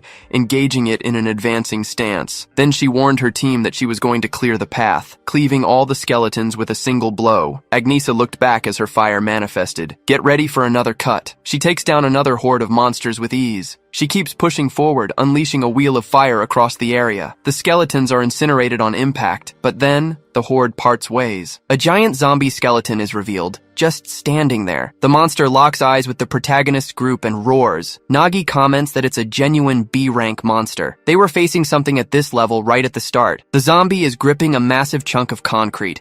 It smashes it into the ground, forcing Agnesa to dodge. The monster moves again. Agnesa evades its strikes with mid-air acrobatics. She uses the cave ceiling to push off, activating her magic swordsman talent, Ignition. Her charging slash cuts the monster's neck, hitting its back and shattering it into pieces. Agnesa continues her fiery dance. The B-rank monster shrieks in pain. She activates her magic swordsman talent, Blooming Flowers. A lotus manifests amidst the flames, completely exploding the monster as Agnesa lands in front of it. The rest of the group just watches. They were enjoying the show. Nagi realizes his intel on the group was redundant. He'd seen many adventurers, but never a talent this powerful. Talent is essential for adventurers. It's how they wield their class's special abilities. Capacities vary wildly. The reason adventurers can face powerful monsters, especially at mithril rank, is because they hone their talents beyond normal comprehension. Agnesa says there's no time to hesitate. They need to move fast before those things resurrect. The group keeps running forward. Resurrection is the key difference between cemetery dungeons and others. Cemetery monsters are considered weaker than others of similar rank, but the difficulty is that they keep reviving, no matter how many times you kill them. Defeated monsters gradually respawn and pursue you. If progress is slow,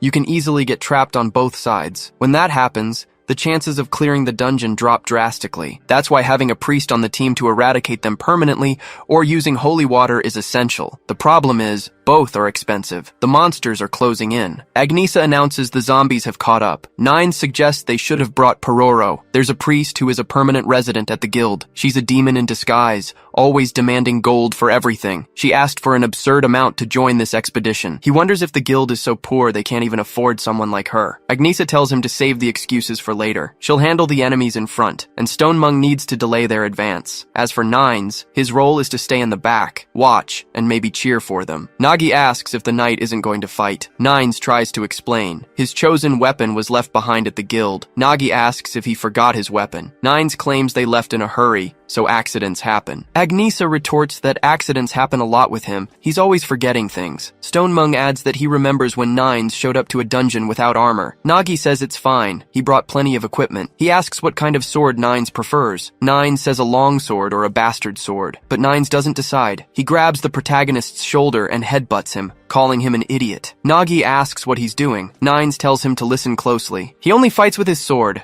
Elisabette Robest, that is the path of a knight. Nagi stares at him for a few seconds, wondering what's wrong with this weirdo, but Stonemung tells them to wait. Something is up with the monsters trailing them. There are fewer than expected, and they're moving slower than normal. Agnesa realizes why. The zombies' feet are covered in thorns and glue. She asks about the tax. Nagi says it's nothing special, since the monsters will resurrect anyway. The most dangerous part of this dungeon is getting trapped by respawned monsters, even if you can defeat them again. This is his scout trap ability using stable, sticky tacks. He explains that's why he's been dropping them as they move. He thought it was a crucial weapon, even if it hasn't helped that much. Stonemung and Agnesa declare that he is definitely much more useful than Nines, shocking the knight. The group keeps pushing forward as fast as they can, wondering how many times these things will revive. Nine says if he just had his weapon, these guys would be nothing. Agnesa says they need to escape before getting surrounded. They spot the end of the cave. Agnesa yells that it's Stonemung's turn. The bear indicates he understands, activating his tank talent, Stone Shield. It rises from the ground, covered in spikes. The zombies slam into the barrier,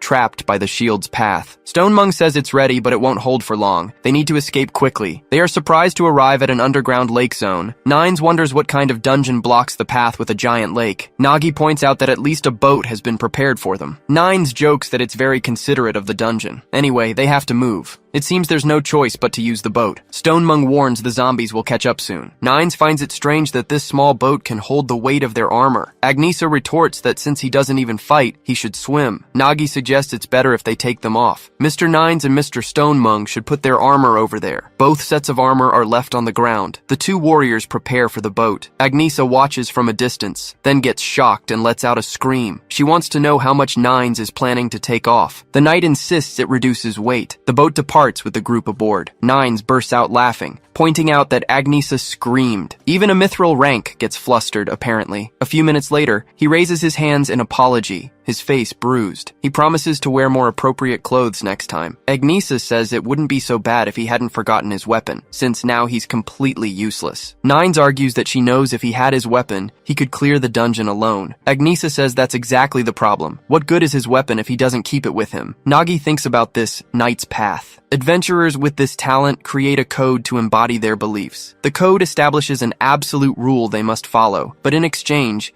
they gain immense power. Nines established a code where he cannot fight with any equipment other than his sword. It's a rule he must obey, and in return, his weapon is legendary. Nagi asks if that isn't considered a weakness, which is why most people keep their codes secret. Agnesa agrees, but this guy talks too much. There's no one in the city who doesn't know his code. Nines argues that even if they know, his sword is invincible. Agnesa comments that Nines has always been an idiot, so she'll let it slide. Anyway, she heard about his backpack. It's amazing, since whatever goes inside completely disappears. Nagi explains that the weight doesn't disappear. The moment you put something inside, it gets massive size reduction. Even with their armor inside, it weighs less than a crystal. Stonemung says that's much more impressive than Nines' sword, especially since the special food they ate earlier was absolutely perfect. Nines agrees, commenting that even Agnesa was busy eating bread while defeating zombies. Agnesa retorts that she has no time to eat, while he was just stretching during the hunt. Nagi tells the group to wait a second. It's about to start. Agnesa gapes in shock. Several boats are surrounding them. Small skeletons prepare to attack. This is their enemy. Nagi says it really is a trap to drown adventurers. Agnesa agrees. Fighting here puts them at a severe disadvantage. Nines asks why they got on if they knew it was a trap. The girl confirms his suspicion. It is a dungeon after all. There's no way they would place a boat just to help adventurers. Besides, they had no choice. She thinks the problem is worse than they expected. There are too many enemies. And now, she is the only one who can fight. Even if she tries to intercept them, their boat will be riddled with arrows first. Nagi tells them to leave it to him. Fighting on the water is too cumbersome. They need to move fast and smash through instead. Agnesa asks if the backpack can really help them break through. Nagi confirms it can, but warns everyone to hold on tight. They are all stunned. Nagi unleashes his air compression technique. He injects the air, using it to boost the boat forward. The compressed blast propels the group ahead. Agnesa asks if it was wind magic. Nagi denies it, saying there was no magic involved. It was just compressed air being released. He discovered it when he left the backpack out on a very windy day. He found he could capture and store the wind inside its dimensional space. Releasing it all at once causes this effect. The zombie skeleton readies an arrow. It fires rapidly at the adventuring party. Nagi pulls a rope from his bag. He spins the rope as the boat speeds onward. The skeletons start to stagger. Agnesa yells to wait a moment and asks if he looked ahead. They block the entrance with a wooden barrier. These zombies laid such a meticulous trap against the group. Agnesa prepares herself, saying she'll break it somehow. Nagi tells her to wait. They've done enough for now. He'll help her. Fire and wind have good synergy. Agnesa understands and moves her sword. Nagi prepares to release the compressed wind. The connected technique was the Crimson Fang heat wave. The whirlwind closes in rapidly on the zombies. They are caught by surprise. Their barrier slowly begins to break. Then it explodes right there. The fire reaches the wood. Agnesa stands firm with her sword as the group advances. Minutes later, the boat is disassembled. Nagi asks if everyone is okay. They barely made it in time. Agnesa says the place beyond here looks like where the dungeon boss is. A fortress inside an underground tomb is grand scale. Nine says no matter how he looks at it, this is too hard for a B-rank dungeon. Stonemung agrees. Any normal group would have failed. The knight wonders why their guild always picks dungeons like this. Wouldn't it be easier to go for ones with good rewards? Agnesa says it's it's their job. Stonemung says it must be tough for his first dungeon, but the guild takes dungeons no one else clears. Nagi says it doesn't matter since it's their job now. Agnesa states that even if it's a B rank, they can't lower their guard. There are always problematic bosses, and at least he keeps moving in front of her. That boss had its eyes closed, but opens them saying they were very bold to set foot in his paradise. It's a lich. Nines questions it being a lich and calls it bad luck. Stonemung says it's his first time seeing one appear. Agnesa reflects that they are magic category monsters and always have unpredictable factors. She has already used a lot of energy fighting alone until now, so she triggers her sword's ignition. She has to defeat him before anything unpredictable happens. She advances rapidly with her sword toward the lich. Most zombie monsters are fools that blindly attack their prey, but the lich was different. As a being that knows it is devoid of life, it started analyzing Agnesa's movements and intentions. It quickly realized she was charging ahead to protect her allies behind her, and found an answer fast. Agnesa slashes, but the throne was empty. She wonders if the monster vanished, but the lich reappears with its traits, using warp magic. Then it calls the group foolish beings,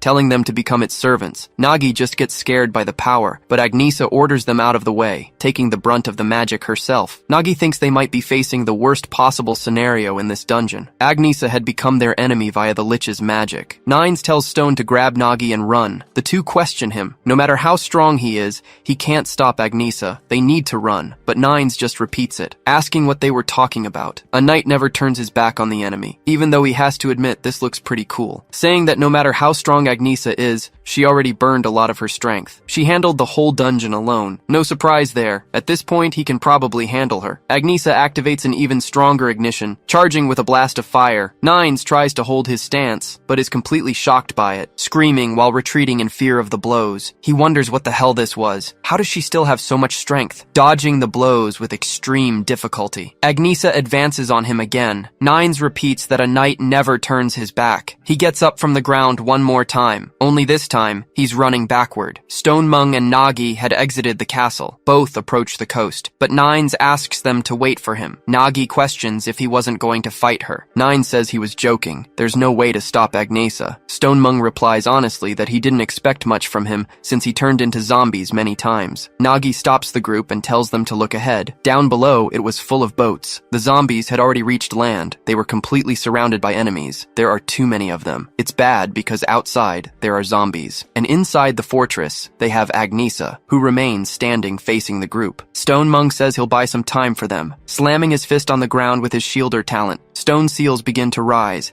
creating a barrier that traps Agnesa. The girl just observes this, finding an opening amid the stones. She jumps as high as she can, using the stone seals as stepping stones, advancing to the place she desires. Stonemung says, as expected of Agnesa, she was so fast he couldn't even land a hit. She is closing in on his ally. Nagi is able to think for a fraction of a second. There must be something that just for a moment helps stop Agnesa's attacks, but it has to be good. A trick won't work twice on her, so he puts his hand in his backpack, throwing something, thinking it would work. Agnesa charges until the launched food nears her. The girl turns her eyes aside, seeing the porter's food capture technique. She jumps on the stones to grab the donut, thinking the bread had been captured. Nagi says he did it. It seemed she was under control, but still following her basic instincts. Nines laughs. The protagonist says they wouldn't hold out like this much longer. They need to find a place to hide in the fortress. Inside, Nagi breathes heavily, commenting that she didn't seem to be following them now, but at the same time, the zombies were climbing the cliff. They were trying to regroup inside the fortress, so they need a plan. Nines says it won't be easy. Agnesa was receiving help from the Lich. She should have been out of ether after clearing the dungeon alone, but since she was feeding on the Lich's power, the flames turned black. If it weren't for that, he would have defeated her. Anyway, he wants to know what this place is. Judging by the weapons in the glass, it seems to be some kind of armory. Nagi denies it. It doesn't look like zombie equipment. If he had to say, this place looks more like a trophy room. The two question this. Nagi says intelligent monsters like liches sometimes collect fallen adventurers' belongings as trophies. That's probably it, thinking the dungeon structure was very difficult compared to its level. And with a lich as a boss, it's not surprising other groups have fallen here. But there's something he doesn't doesn't understand. Why are there children's toys and objects that don't belong to adventurers mixed in? Stonemung says he heard a story once. As mentioned before, they usually go to dungeons that are avoided. When this dungeon appeared, it was notorious for repeated failures. But strangely, after that, people in the village started disappearing. They didn't notice anything unusual while exploring the dungeon. Nagi says it was a kidnapping dungeon. That means the monsters leave the dungeon and kidnap civilians. Nines repeats the concept, saying it hadn't been a dungeon break. He thought the monsters were trapped inside. Nagi says it was just a theory since kidnapping dungeons were very rare. Normally, monsters can't leave their dungeons because the energy field outside can't draw out their full strength. They only leave when something abnormal happens, like a dungeon break. Nine says he has something to confirm regarding that. They need to defeat this Lich and find out for themselves. They have no other choice. He will defeat the Lich, because a knight cannot stand idly by in the face of injustice. He asks where the other two were looking, but they say it was nothing. Nines declares that this time he'll do it right. He ties a blindfold over his eyes. From this moment on, he is denying his knightly vow and drawing his sword. Nagi warns that this must have serious consequences and asks if he's sure about it. Nines asks who knows. It was a personal vow, not an external force. Regardless, if he can land one solid hit on the Lich, he might at least break its control over Agnisa. Stonemung asks what they should do to get him in front of the Lich. Nagi asks if he can really pull this off. If they guide him to the Lich, can he take it down? Nines says that's the wrong question. If the theory is correct, there's nothing else they can do. It is something he is obligated to fulfill. Nagi agrees. He will act as Nine's eyes to guide him to the boss. Stonemung questions the plan, noting they are already up against an entire army. To defeat the Lich, they have to get past Agnisa and push through the whole horde. Nagi replies that he's right. To break the enemy army, they are going to need an army of their own. In the Lich's chamber, Agnisa and all the zombies stand aligned. One zombie salutes its king, speaking in its tongue about something important. The Lich comments that it seems the rats are coming to fight. They must capture them all, even take an arm or two if necessary. The zombies advance against the protagonist group. Nagi warns that they are coming and tells everyone to get behind him. Suddenly, the zombies trip on a tripwire. This causes an immense explosion of smoke, which billows towards the group. Nine says he can smell something delicious. Nagi asks if Gula is ready. She asks him to wait a moment, wanting to know if he's sure this will work. Nagi tells her not to worry. He will be aiming. She just needs to pull the trigger. A zombie appears through the smoke, dissipating everything in its path. Nagi opens his backpack slightly. Inside, one of the puppies holds a crossbow. He releases his entire army from within. Gula says it's time for them to prepare and then fire at the group. Nagi uses his secret technique, Porter dog machine gun. Tens of thousands of arrows are fired against the skeleton army. Nines asks what is happening. The arrows continue firing non-stop. Nagi says they are just going to pass through to the boss room. Meanwhile, in a walled city inside the Adventurers Association, various people gather in the guild. A girl looks at her colleague, asking what Petra has been writing these days. She's been acting strange since returning from the Rift Dungeon, and the girl wants to know if she's writing research paper or something. Petra denies it. It was just a question on her mind, and she wanted to organize her thoughts. She was wondering if one really needs a combat-related talent to be an adventurer. The girl asks what kind of obvious question that is. It's clear. If you don't have a combat talent, you won't be one. Otherwise, why would people go so far to obtain one? She doesn't need to explain. Petra just needs to look over there. A man yells not to mess with him. Something says his talent is tailor. The man insists there's no way that's his talent and demands to do it again. He needs to become an adventurer, but the crystal ball says he cannot. The girl says she sees people like this many times a day. The chance of awakening with an adventurer talent is very low. Petra reflects that their life paths are determined so early. Every person who passes through the class ceremony at the guild is supposed to awaken their innate talent. The process analyzes the ether in their body and displays their talent written in the form of magical equipment. As a result, the rules for adventurers are extreme. Some people say it's better to discover your natural talent early so you can follow it. She admits she thought that way too. Her colleague says she still doesn't understand why people are so desperate to become adventurers. Even offering a chance at money or status, it's a dangerous and cruel path. They were lucky to get government jobs with salaries on par with average adventurers, but without the danger. Life was easy. Petra writes that even after what happened and meeting Nagi, she started asking herself something about a person's future. Furthermore, can dreams really be determined by the talents you are born with? Back in the dungeon, facing all the zombies being hit by arrows, Nagi's backpack keeps firing. He tells everyone to stay close. They might have overwhelmed the numbers, but each arrow was crudely made. The zombies will recover and advance once more. Nines asks if they are doing well. He can't see anything, so he has no idea what happened. ground. Stonemung tells him not to worry. Nagi is incredible. He heard Nagi led a Rift Dungeon expedition, and the rumors weren't exaggerated. Nagi warns that they are near the boss room now. This is when the game truly begins. The zombies stand before the Lich. The group notes that, as expected, with so many enemies, it will be hard to reach the boss. But Nagi has a plan. He reminds them that the Lich dodged Agnisa's attack with a teleport. This means they can defeat it with a surprise attack before it reacts. Nine says that's no problem. He'll end it with one blow. Nagi tells him to wait. Speaking like that will let the enemies hear them. Nagi thinks that to reach his target, he must cross the zombie soldiers blocking his path. But they aren't fighting them anymore. He doesn't need to fight everyone anyway. He fires an arrow tipped with an explosive mushroom. However, it approaches the chandelier, getting close to its lamp. Nagi thinks all they need is to change their perception. Zombie creatures by nature rely much more on their sense of smell than sight. According to the renowned book on zombies, Ghost Walk, there was a man who explored by covering himself in zombie corpses to pass through an entire army. They don't have any bodies to use right now, but luckily, his backpack absorbs the scent of the location the entire time. Nines asks what that horrible smell is. Nagi tells him just to endure it for a bit, because they won't recognize them. They are moving straight toward the Lich. The zombies continue walking right past them. Stonemung pretends he is a zombie and is hungry. The group successfully crosses through the zombies. The Lich asks if they were trying to pass with such a stupid trick. They are idiotic little rats. It wants to know if they think these tactics will work on them. It uses fire hole magic. The zombies are dazzled by it. The Lich wonders where the rats are hiding, then turns around. Stonemung slams his fist on the ground. A stone wall rises up. Nagi climbs atop the wall, warning Nines that the Lich is right in front. Nines mentions those lovely things, and then gets pushed. Nagi warns that Agnisa is there. He's going to use bread to divert her attention. They will only get one shot at this, and Nines understands. He grips his giant sword tightly. He will end this with his single strike using the Night talent. The Lich begins to use its teleport, but Nines declares it isn't going anywhere. He cuts through even the magic, intending to split it in half. However,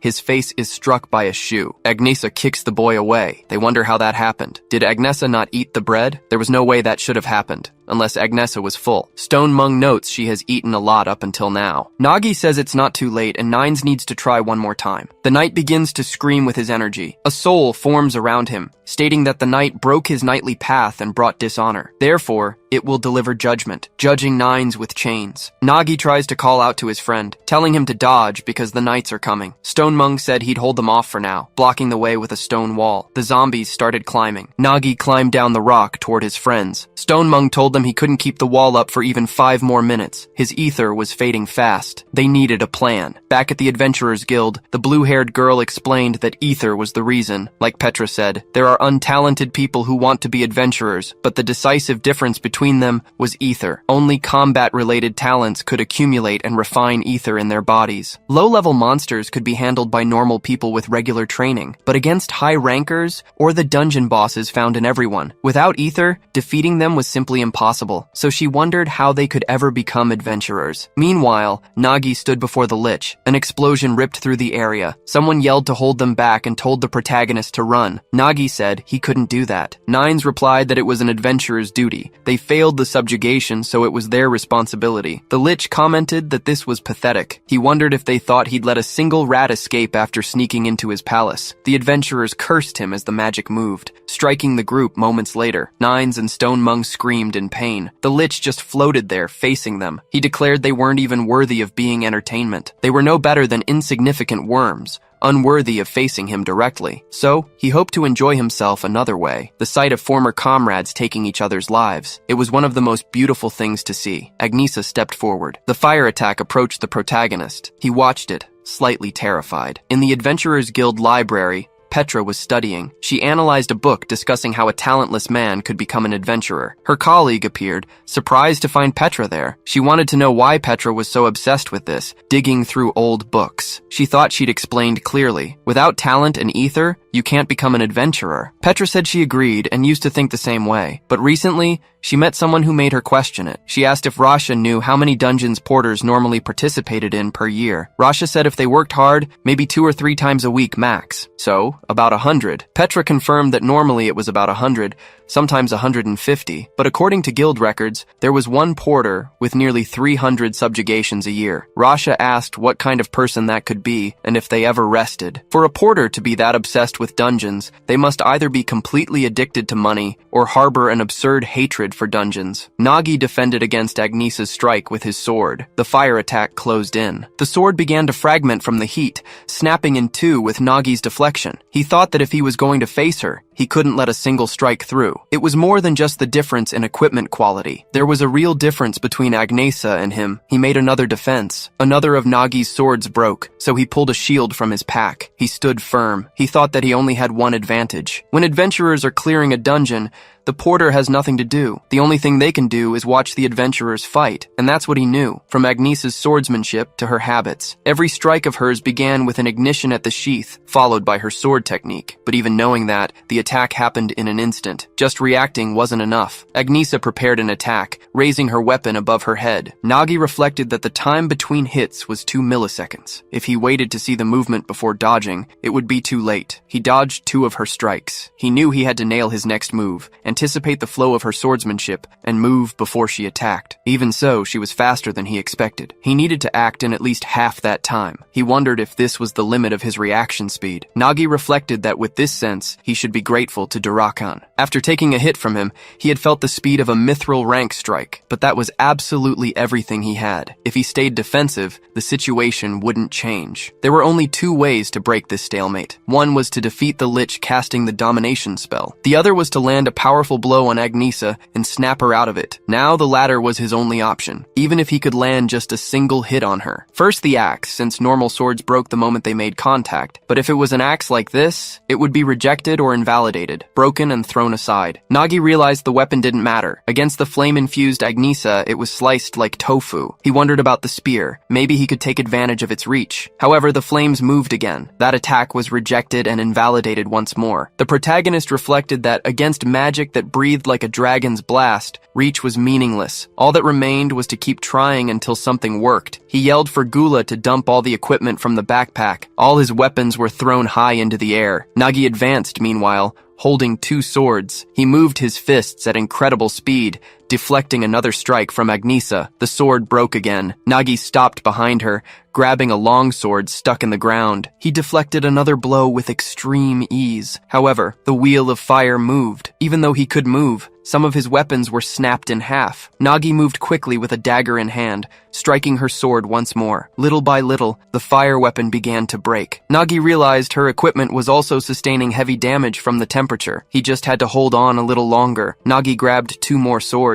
He thought, just a little more. He attempted another flurry of strikes, attacking Agnesa without giving her time to rest, constantly deflecting her blows. They stared coldly at each other as another volley occurred. Their battle was like a swordsman's dance, with weapons breaking at every turn. Agnesa prepared her sword once again. She used fire flower. Nagi emerged from her attack completely burned. He thought this was his limit. Then, Agnesa's sword broke. The girl advanced with another kick. Nagi thought his body had given up first as he was thrown into the air. He screamed in pain. The Lich watched the battle, laughing. He commented that this was amusing, an unexpected source of fun. Until now, the adventurers who came here were nothing but trash. But Nagi was worthy of his dungeon. He should surrender his strength. If he did, the dungeon would expand beyond this place and devour the entire kingdom. Thanks to Nagi, his dungeon would grow stronger. He thanked him, for he would rebuild his empire. Swords continued to fall to the ground. Nagi remained kneeling there, his body drained of strength. He said a monster planning to invade the world was dangerous, so he couldn't let him escape. All monsters had to lose their lives along with the dungeon. He asked how many weapons were left. Gula replied there was only one. Nagi drew the final sword, saying it was just one chance. He wondered what he should do, but he just closed his eyes,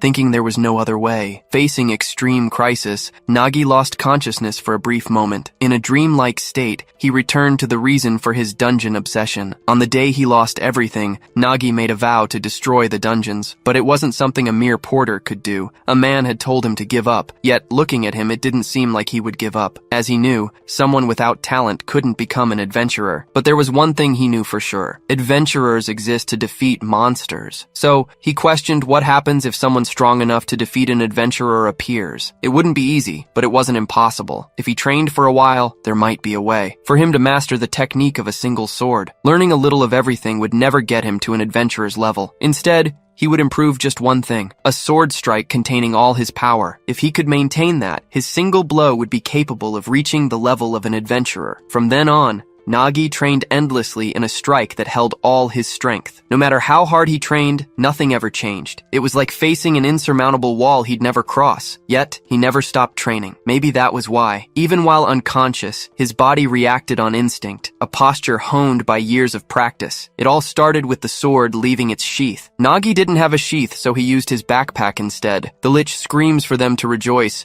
claiming it will grant them immortality so they should cast aside their fragile bodies. Agnesa charges forward with a fiery strike. Someone without talent could never become an adventurer. Their ether couldn't be improved. They couldn't cut a monster. But then, the sword is drawn, glowing with blue energy. Nagi thinks, it's not up to me to decide that. He strikes with everything he has. Agnesa's sword snaps in two. The strike closes in on the Lich, closer and closer. The monster slowly closes its eyes. The battle scene, once amusing to it, spins wildly in reverse, because now, its body is missing its head. On that day, Nagi didn't know what he had done, but the blade that landed that blow was the one that bridged the abyss between adventurers and the talentless. And in the years to come, his swordsmanship would be remembered by this name. The swordsmanship that surpasses all limits. The Azrahan quick draw. Dungeons kept expanding without stopping. At that rapid pace, humanity's power couldn't stop them anymore. With the endless appearance of dungeons, the kingdoms of the world neared destruction. But then, humans awakened ether in response to the growing threat. Under the name of adventurers, they began conquering dungeons. Some say this distinction wasn't discrimination but protection. Rasha mentions that back in those days,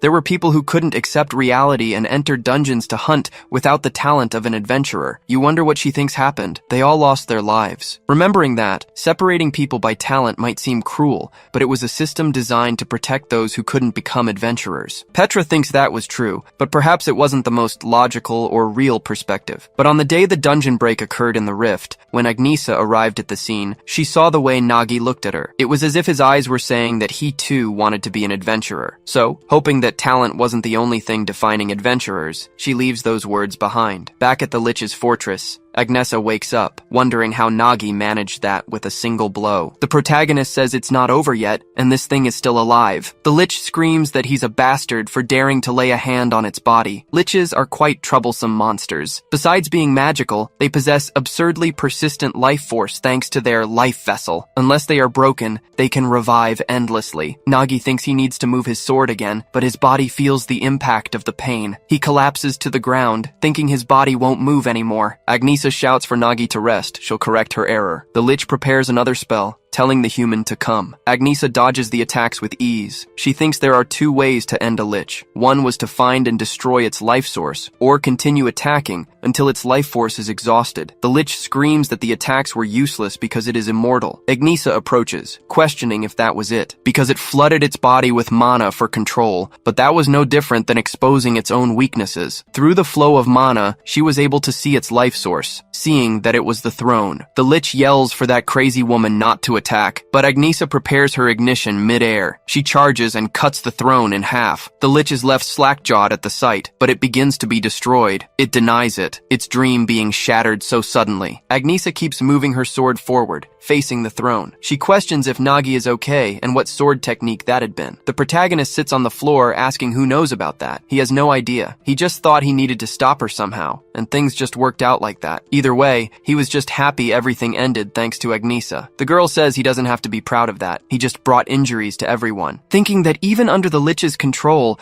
she remembers everything clearly. Even though he wasn't moving on his own, Nagi fought on the same level as her, but the difference was overwhelming. And yet, he managed to cut the Lich behind her with that sword technique. She wondered what that was because it had been absurd. Even now, she knows this wasn't just his strength, but more importantly, it was his will to fight an opponent he knew he'd never beat. The guild leader tells Agnesa to remember this. In that world, they don't need adventurers with great power, but adventurers with great will. One day she will understand and find someone like that. Someone who, amidst the crisis of disaster, still holds an inexplicable power to push through alone, unlike those who aim for personal gain through their strength. That was a true adventurer, and that was the reason why she, as vice captain of Twilight Wind, had to make sure this person joined. So, Agnesa says she's going to ask one more time. Her guild, Twilight Wind, wasn't like normal guilds aiming for money or fame. They exist to eradicate dungeons and prevent dungeon breaks. Because of that, they end up taking on more dangerous dungeons that bring no benefit, only difficulty. That was why her guild doesn't want those with great strength, but those with great will. Just like Nagi, who risked everything to clear the Rift dungeon without personal gain, all to prevent a break. Then she extends her hand to him, questioning if he wants to join her guild because they need him. Nagi looks at her hand, thinking that it was a guild dedicated to preventing dungeon breaks. He had already wished for something like this but never found one. If he had, that tragedy wouldn't have happened. A merchant calls out to the protagonist saying he was there, but he was too late in that case, because the village had already been burned down. Bodies were lying lifeless on the ground. Nagi could only cry, thinking that this was what he wanted to change. Perhaps this is what he needs to do, saying that if she is serious about this, then he would give it a chance to stop the breaks. Agnesa welcomes Nagi, now as a member of Twilight Wind. Stone Mung sleeps on the floor thanks to the Lich's magic, but he wakes up suddenly, getting scared by the scene of the battle, wanting to know about the Lich and what happened to Agnesa. But he begins to process the situation after seeing the two of them. Then he says she broke the control magic on her own and defeated the Lich. Incredible, as expected. But Agnesa says she'll explain later. Besides, Nines hadn't even done anything. She wants to know how long he's going to sleep, ordering him to wake up immediately after. Nines wakes up scared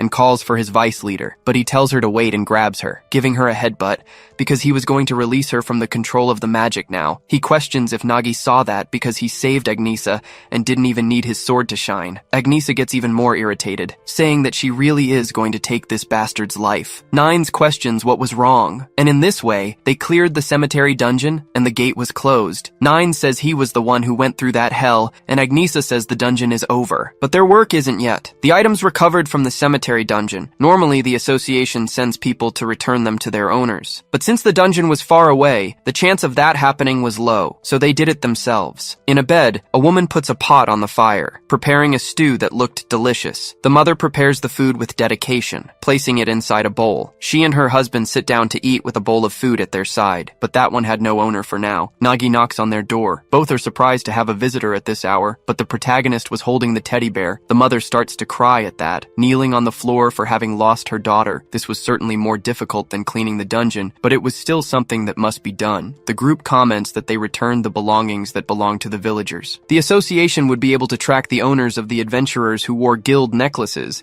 Agnesa says he must be thinking hard, but her guild believes this is part of an adventurer's duty. Nagi denies it. He doesn't think that's it at all. The victim's family he met cooked an extra meal every dinner because they never knew when their loved one would return. He doesn't think giving them this was right, even if it's the truth. They would lose hope, but Agnesa insists it was best. It will be painful now, but they won't be trapped forever. She's sure it was for the best. Nagi is left speechless. Nine says he still doesn't get why that damn Lich went so far to kidnap civilians. Agnesa asks who knows. There's an old rumor that dungeons get stronger the more lives they take. If it's the cemetery one, maybe that's it. But like Nine said, nothing makes sense. He saw the Lich's final moments with his own eyes. It was crying. He clearly heard it apologize to the creator. That name isn't something a non-adventurer should speak. This dungeon was full of irregularities. She continues, saying she doesn't know why people were kidnapped, but before anything else, they need to clear dungeons first. That's why they exist. After completing the hunt, they returned to the city a week later. Then Nagi found something shocking. Nero is begging, asking him to just spare a coin. Nagi asks what the hell happened here. He realizes the two were completely destitute. At a restaurant with the pair,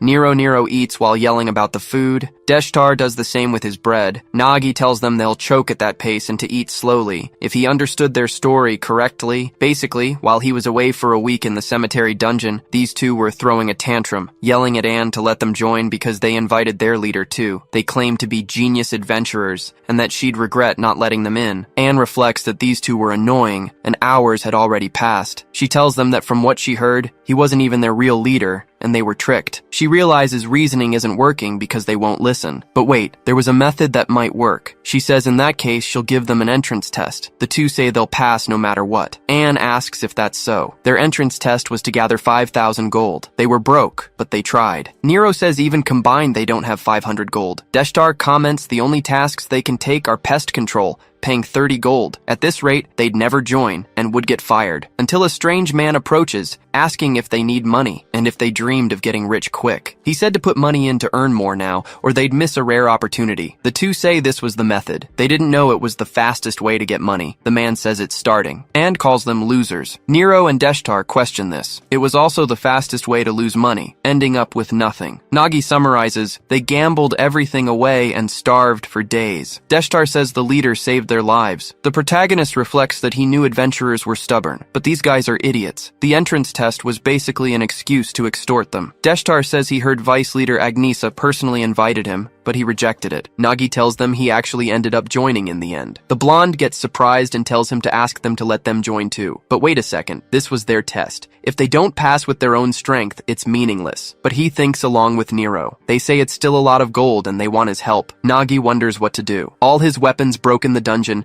and he needs gold. Now there was a perfect way to make money. Maybe he should check the guild for available dungeons. He tells them he'll help, so they should follow him. At the Adventurers Guild office, Petra continues signing her documents. Nagi catches her attention right away. The girl asks what brings them there. Nero tells her not to be surprised, because the leader is going to help them get rich and swim in money. Nagi says he'd like to take these two into a dungeon and wants to see what's available. Petra replies there are regulations. However, she immediately understands the protagonist's idea. She asks if he's thinking of going to that dungeon. A minecart starts moving along the tracks, heading toward a door. Deshtar screams about it, and Nero does the same. The necromancer says in the last dungeon they kept going up, and now they're going down. Nagi just says everything on the surface was already taken, so they need to go deeper. But they shouldn't worry, they're almost there, crossing through the door right after. They end up in the lower levels of the dungeon. Nero says this is weird. They came deep, but there are no monsters. Deshtar says he was dying for a fight. Nagi explains it's because this dungeon has already been cleared. Everyone wonders about that. The dungeon was a mining type, full of ore. It was one of the best places to make money even after being cleared, since the ore doesn't disappear. Because of this, guilds accept quests to clear all the monsters first. Then they hire miners to extract ore afterward. In other words, a mining dungeon was usually an empty field with no value. But the deepest part was different. The ores were untouched since transporting them cost too much money. Nagi says this was his target. Various ores are right in front of them. This was the D-rank mining dungeon. Nero tells them to look at all of it. Nagi explains there are many tons of high-quality ore here. This is where the true value of his backpack shines.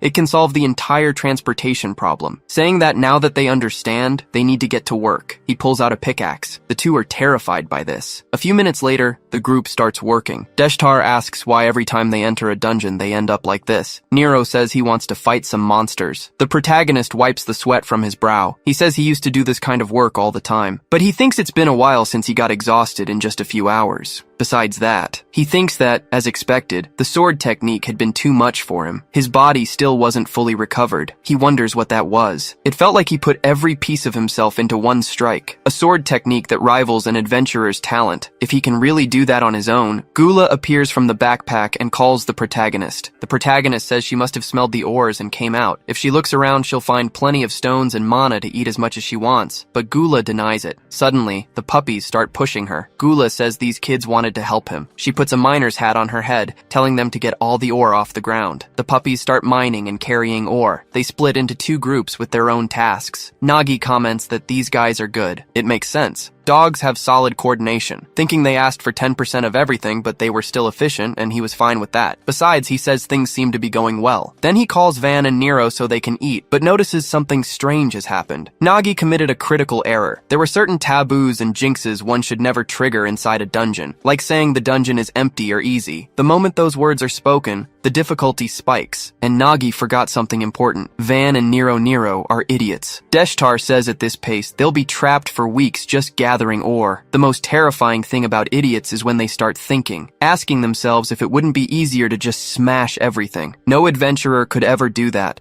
except the genius Van Deshtar. His finger explodes one of the ores in front of him. The second scariest thing was when an idiot truly believed they were a genius. The two celebrate because it was brilliant, but the wall begins to crack. destroying everything into 2 pieces. Deshtar wonders what that was. A stone monster appears immediately. It starts moving its hands, opening 3 eyes at once and releasing a blast. The monster plants its foot on the ground, moving forward immediately. Nagi shouts for everyone to run. Nero is confused. They said the dungeon was clear. The protagonist explains that Van's explosion triggered the opening of a secret section in the dungeon, known as the Secret Room. Secret rooms are called a dungeon within a dungeon, and are connected to a point rarely discovered. Finding one means valuable rewards inside. For most adventurers, it's a dream come true, but not for them. The guardian of this hidden room was a rank C target, the Yellowstone Golem. There was no way this group could handle that. Nero yells for the captain to look ahead. The exit was completely blocked. It seemed the explosion reached all the way here. Deshtar complains it was his fault too, but Nagi says it was just proof of how strong he was. The boy takes it as a compliment, though Nero remarks it didn't seem like one. Gula says to leave it to them. The dogs will clear the path. Nero is surprised as a pack of dogs just bursts out of his backpack. Nagi thanks Gula for that. This settles what they need to do. While the escape route is being made, they have to distract the monster. Deshtar says this error happened because of him, so he'll take care of it, but Nagi says it's too dangerous. This mine has a high concentration of ether. If another explosion happens, they don't know how it will react. If a chain reaction explosion occurs and the dungeon collapses, they'd be buried alive. Deshtar wonders if he can't use his finger summoning, and if he can't use that, then he wants to know if he isn't just a normal person. Nero says to leave it to her. She's finally going to fight a monster. She had been waiting for this moment. Nero advances, heading out, while warning that she will take this down by herself. Nagi tells her to be careful. Fighters and golems aren't a good matchup. The girl moves her flaming leg, hitting the monster's jaw, but she gets surprised by something. It was very hard and had hurt her foot. The golem starts running after Deshtar. Nagi questions if the girl is okay, asking if she has any special ability she can use. Nero says her skills are athleticism and flexibility. Deshtar interrupts, asking how many times he has to tell her that's not a talent, yelling that she was famous on the battlefield for having absolutely no talent. Nagi thinks this is bad luck. If she had an ability, they could find a way to use it. Special abilities are precisely what adventurers need to fully utilize their talent, like Agnesa's fire or Van's finger ability. Deshtar says honestly, her physical ability was on par with a special ability, but the girl says that wouldn't help. Nagi thinks that in the end,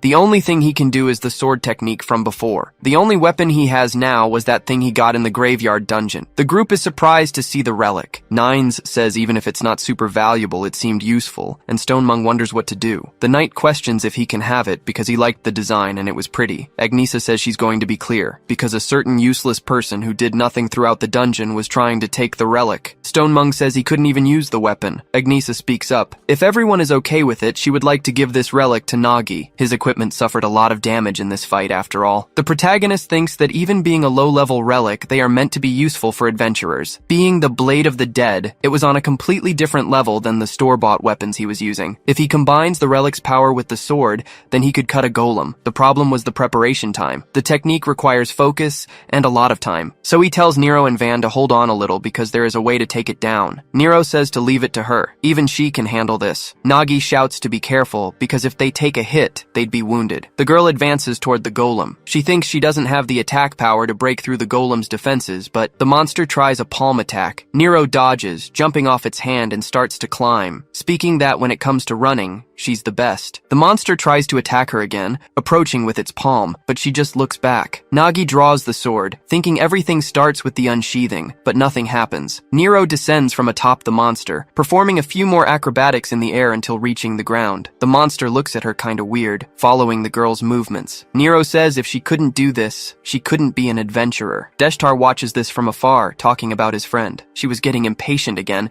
just like she was on the battlefield. Then he yells for the captain to do something quickly. Nagi concentrates his energy, drawing the sword with ether. Nero dodges yet another blow from the golem. She tells them not to worry, remembering when she was teased for having no special ability. She had been underestimated just for being a beast woman, but even so, she still wants to become a great adventurer. Dodging all the golem's blows with acrobatics, Nero says she was going to prove it to everyone. The sword is completely drawn. Nagi thinks this is ready. It was the same feeling as before. He feels that he could cut through anything that exists in the world. Deshtar yells to wait a second, calling Nero's name. She needs to look behind her. The girl gets scared by this, but the protagonist's blow approaches. As the strike attempts to attack the girl, Nero is thrown far away by it. The protagonist continues in his state of concentration, concentration, moving his foot and his sword. Then he uses the quick sword, which diverts the trajectory away from Nero. The strike nears the monster's face, cutting a part of all that. An explosion happens inside the cave. The smoke starts to dissipate. Deshtar questions what he had done because it was incredible, and Nagi just sighs, but the necromancer mentions that thing. The protagonist asks him not to speak, but Deshtar questions if they had taken it down. A girl comments that Nero works very hard and everyone knows it, but honestly, she doesn't help much with anything. They just imagine what happens if she ends up on the same team as them in training. Another girl says she would fail the exam,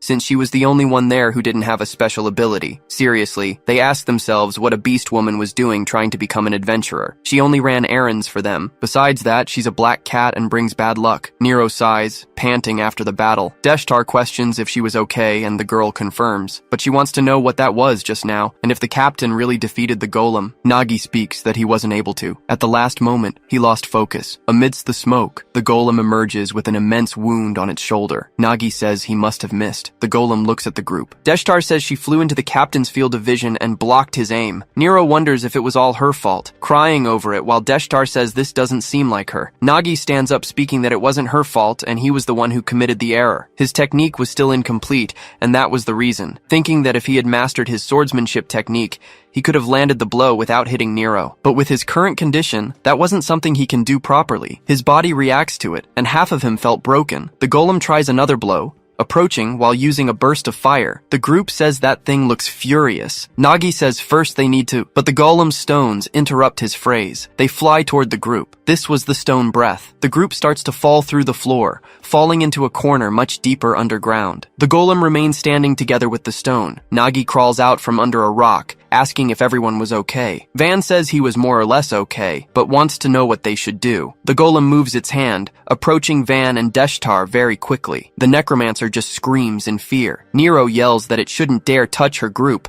advancing with 2 pickaxes and striking the monster. Nagi says it was dangerous and she should come back. The pickaxe in the girl's hand shatters. She wonders what to do. Her attacks weren't working anyway, but there must be a way. This crappy gear was just slowing her down. She was a martial artist, and that was reason enough. The golem was full of cracks. If she aimed for the fractures the leader made, she strikes the monster's shoulder. The girl tells herself, if that's not enough, then she has to hit it twice. If twice doesn't work, then 3 times. She keeps repeating 3 times. She just has to keep hitting. Her hand is completely worn raw, but the girl keeps pounding the creature. The golem gets scared now that it's actually taking damage. It moves its hand, throwing the girl far away. Nero slams her back against the wall, shattering many rocks with the impact. Back on the battlefield, she could have argued with her teammates who underestimated her and forced her to realize this. But imagine this strange situation, thinking that it wouldn't change anything, and that they never truly accepted her. In the end, what she needed was to prove it to herself. Van might be stubborn, but he can summon powerful explosions. And the captain split the golem with just his swordsmanship. She was the flaw in the raid group. If she wants to keep standing beside them as an equal, she has to prove she's worthy too. The golem's hand approaches the girl. Deshtar asks what she's doing. She needs to get out of there. The strike closes in on the girl. She keeps her head up because she's going to prove it to herself. The golem's blow hits her. The 2 guys are surprised by this. Nagi says he had no doubts about that stance. This phenomenon was something he'd seen countless times while working as a porter behind adventurers. Sometimes this happens to adventurers. The Monument of Enlightenment. Nero is glowing as the strike approaches. Her eyes were closed. In her head, she walks through a sea, wondering where she is, since she thought she was fighting a golem just a second ago, wondering what this could be. A voice speaks, "You who walk the path of battle, to you whom I have seen strength in, you shall receive my power." This was the martial artist's monument, the gladiator Galatus. With this, she must take the lives of monsters and conquer dungeons, and save her world. They say that for gifted adventurers, this phenomenon is growth. He never found it himself, but he knows that those who remain standing can always take another step. Nero clenches her fist tightly, activating her martial artist special ability. It's called Shockwave. The girl charges forward with her martial artist talent,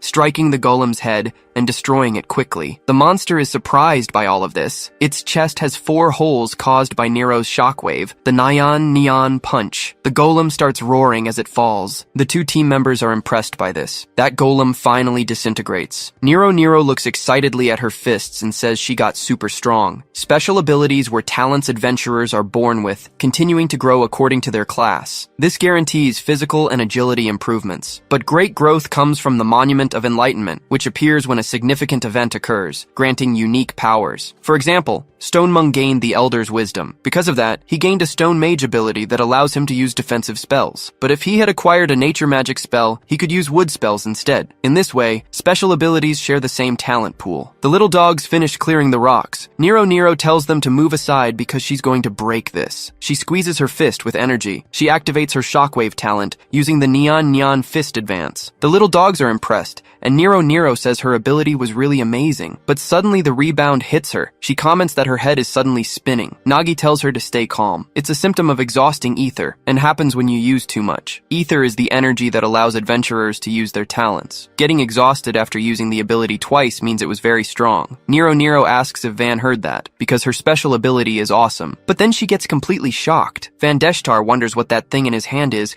because it suddenly flew out of the golem. Nagi says it was a soul resonance. He hadn't met many adventurers with necromancer talent, but he heard they can extract souls from monsters that match their affinity. Van says he remembers hearing about that at camp. That means it's his. So he squeezes the ghost, absorbing it into his body, commenting that he feels it coming to him. His ability was handiwork, and if he adds the Yellowstone Golem's soul to it, he understands how to use the ability. This was the soul impression he managed to move to his finger. Then he uses the thumb summoning immediately, with his necromancer talent called Arise. The golem starts to emerge from the smoke, turning into a huge thumb of Van's. He says it's much bigger than the original, but the height difference makes him dizzy, so he tells the monster to kneel. That golem obeys the orders immediately. Van says it's much better at this eye level. Nero complains that she did the hard work, but he got all the payment. Van says it's just because he's a genius. The girl yells at him to send that thing back before it explodes. Nagi reflects that this is how adventurers get stronger in an instant. It was so fast that people without talents couldn't keep up. He was genuinely happy they were both evolving quickly,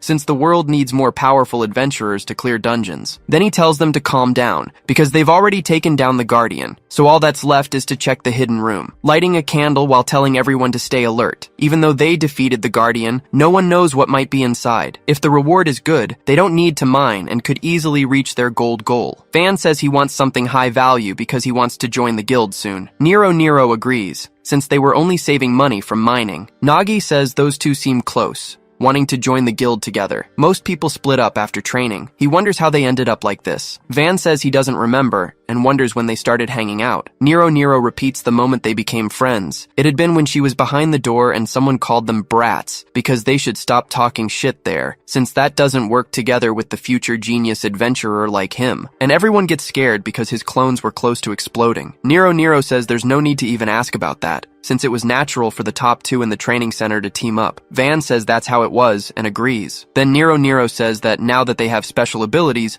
the two of them are unstoppable. Deshtar comments that there was something making him curious, wanting to know what exactly the captain's backpack was. Nero says she was thinking about that too, because weird stuff keeps coming out of it. Deshtar questions if he doesn't have swordsmanship talent, but Nagi says it was rare. Usually people get talents compatible with their class during the ritual, but in rare cases it wasn't a talent, but a special weapon. His backpack was one of those cases. Nero says she didn't even know about that kind of thing, and wants to touch his backpack. Nagi tells her not to even think about it, but to her it would just look like a normal backpack with a bottom. However, when the captain puts his hand in there, just like that, there were even lollipops. Nero says that's magic, but Nagi says this backpack stores everything perfectly, so they're still fresh. The girl comments that with this ability, he could be rolling in money. Deshtar agrees, since he wouldn't even need to clear dungeons, and it had infinite uses. Nagi says that if it were just for money, yes, but he tried using it for all sorts of things, starting with selling food to famous restaurants. Then he started transporting large quantities of supplies too, but he didn't do it to get rich. If he could help an adventurer deal with another dungeon in this world, that was enough for him. Then he says they seem to have already reached the end of the secret room while they were talking, and there it was. This must be the secret reward with strange statues. Nagi says it was something rare called statue exchange. If you show something, you'll receive a reward in return, but they shouldn't worry. He puts the backpack on the floor. He comments that this statue doesn't ask for valuables or expensive things. They figured it out by looking at its clothes. It looked like a farmer. So, for a farmer statue, a simple potato should do the trick. The statue's eyes started glowing. A smile spread across its face. Then, it spat a gem out of its mouth. Nero shouted that it was just a rock. Nagi said that this alone was more than enough to hit their quota. The girl told them to try trading with the next statue too. The protagonist analyzed the next one. Seeing it looked like a mage statue,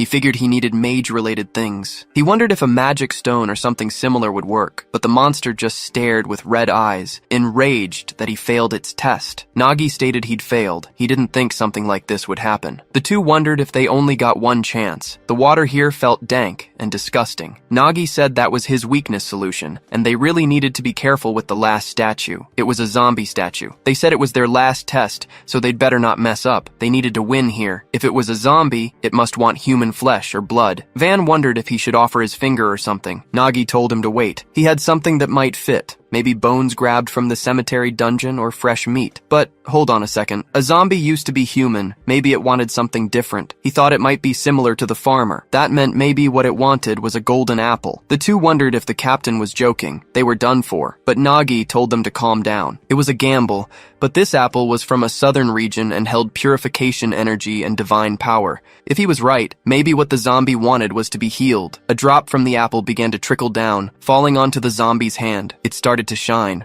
remembering its past. A bright light illuminated the room the protagonist was in. He told them to watch. The zombie was being healed. The statue was transforming into something secret, turning into the figure of a king. The two said they could count on the captain. The villager revealed a golden box. Nagi and his group were surprised, but the chest opened on its own, emanating a brilliant glow. Nagi announced that this was a relic. Back at the Twilight Wind Guild office, Anne grabbed the sack of coins, saying they really brought back that much. The two claimed it was nothing for geniuses like them, and now they wanted to join the guild. Van said they finally did it. Honestly, he thought she was trying to scam them, but after going out to earn gold, it all made sense. She wanted them to grow through experience, and they even unlocked new abilities thanks to it. Anne agreed with them, wondering what was wrong with these idiots, but it didn't matter. She would get things done now. At the Adventurers Guild, a girl approached. She smiled, showing her cat ears, and walked up to Petra next. The inspector noticed her immediately, saying they were back. Van and Nero. Nero had returned along with Nagi, and with those emblems on their clothes. She congratulated them on joining the guild. Nero stated there was nothing they couldn't do with their talents. Van added that the Twilight Wind Guild had an eye for talent. The girl told Petra to listen well. They went to the depths of the mining dungeon. Van even exploded,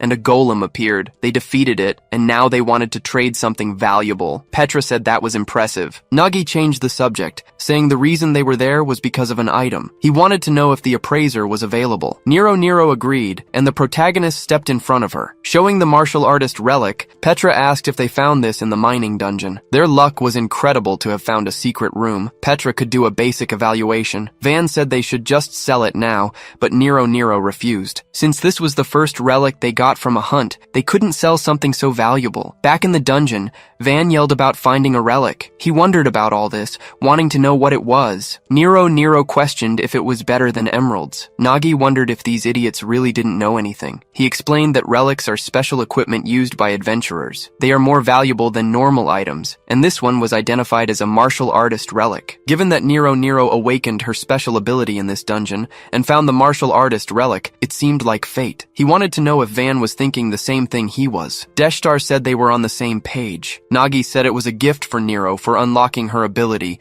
but Van shouted they should sell it. The two got into an argument over it. Nero celebrated because he planned to give her the relic. Van insisted they sell it because the gold was enough to buy top-tier equipment with plenty left over, but Nero refused. Petra interrupted, saying Van shouldn't do that. Comparing a relic to normal equipment was an insult in itself. Relics are the heart of adventures and the key to conquering dungeons. Each relic is a magical artifact with its own abilities. Its real value comes alive when it resonates with ether. So, a single relic that matches an adventurer's ether would make them become much stronger. The two said that was the reason so many adventurers explored dungeons. Nagi thought Petra was absolutely correct. Some high-level adventurers are practically covered in relics from head to toe. But ironically, the existence of relics had made skill equipment like his backpack seem obsolete. No matter how useful the ability was, in this world, there were many relics that would be better. Petra said she would take a look to appraise the relic, using her scout talent. She converted the relic's properties into text. The evaluation finally completed, and the relic began to split apart, transforming into something completely new. It turned into the copy, rare rank. It copies the user's ability. That relic started meowing because of its cat form, manifesting into smoke headed towards Nero. And then, It fused with the girl's ether. Nero said it equipped itself. Petra congratulated her. It seemed she and the relic had great compatibility. Nero questioned this. The inspector explained that some relics don't let their owners choose them. They choose their own owners. Nero asked if Van heard that. It was hers now. But Deshtar said, thinking about it, the captain must have a relic too, as she felt similar energy from him. Nagi said he got it in the cemetery dungeon, and it was in very bad condition. Relics are very hard to repair. Petra questioned what he did to end up like that. The protagonist recounted that he swung it once, and that happened. Van said he messed up, but if not for that, it would have cut. Petra reflected on splitting the golem in two. That was a Geddes relic made of black iron,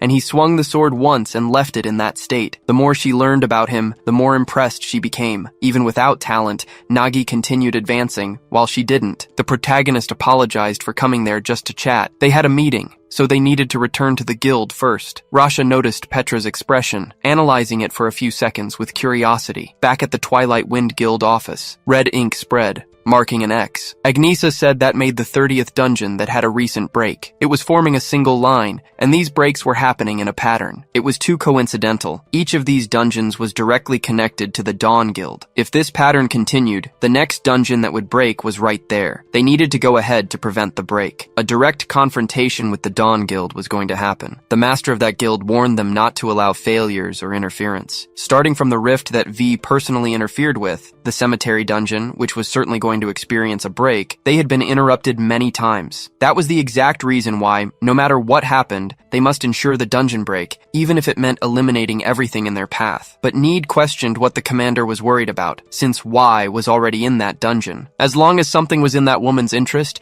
she moved like a viper and never let go. So he didn't want to get involved with her if he wanted to help, and that same woman gave him a very specific warning. Agnesa was her target. The girl stood in her room, analyzing the board. She reflects on the Dawn Guild. They were planning something. They always orchestrate a break, then fix it themselves to deflect suspicion. She just doesn't understand their goal. Suddenly, Nagi knocks on the door, asking if Agnesa had sent for him. She remarks that he's finally arrived. The protagonist mentions she had a task for him, and she confirms it. Her guild, Twilight Wind, decided to clear an A-rank dungeon that was on the verge of breaking. Van and Nero declared they would handle it, excited to finally have a real mission. But Agnesa told them it was impossible. They were both far too weak for such a task. The two shouted that she hadn't even seen their talent, mentioning they even stole a golem's soul, but Agnesa insisted they wouldn't survive that dungeon. Nero was surprised immediately after. She wondered if it was because she had started sensing ether, but now she could feel the aura around the vice leader. Her ether was on a completely different level. That meant Agnesa was right. They wouldn't be any help at all. Nagi said that if she called them there must be a reason. Agnesa confirmed it,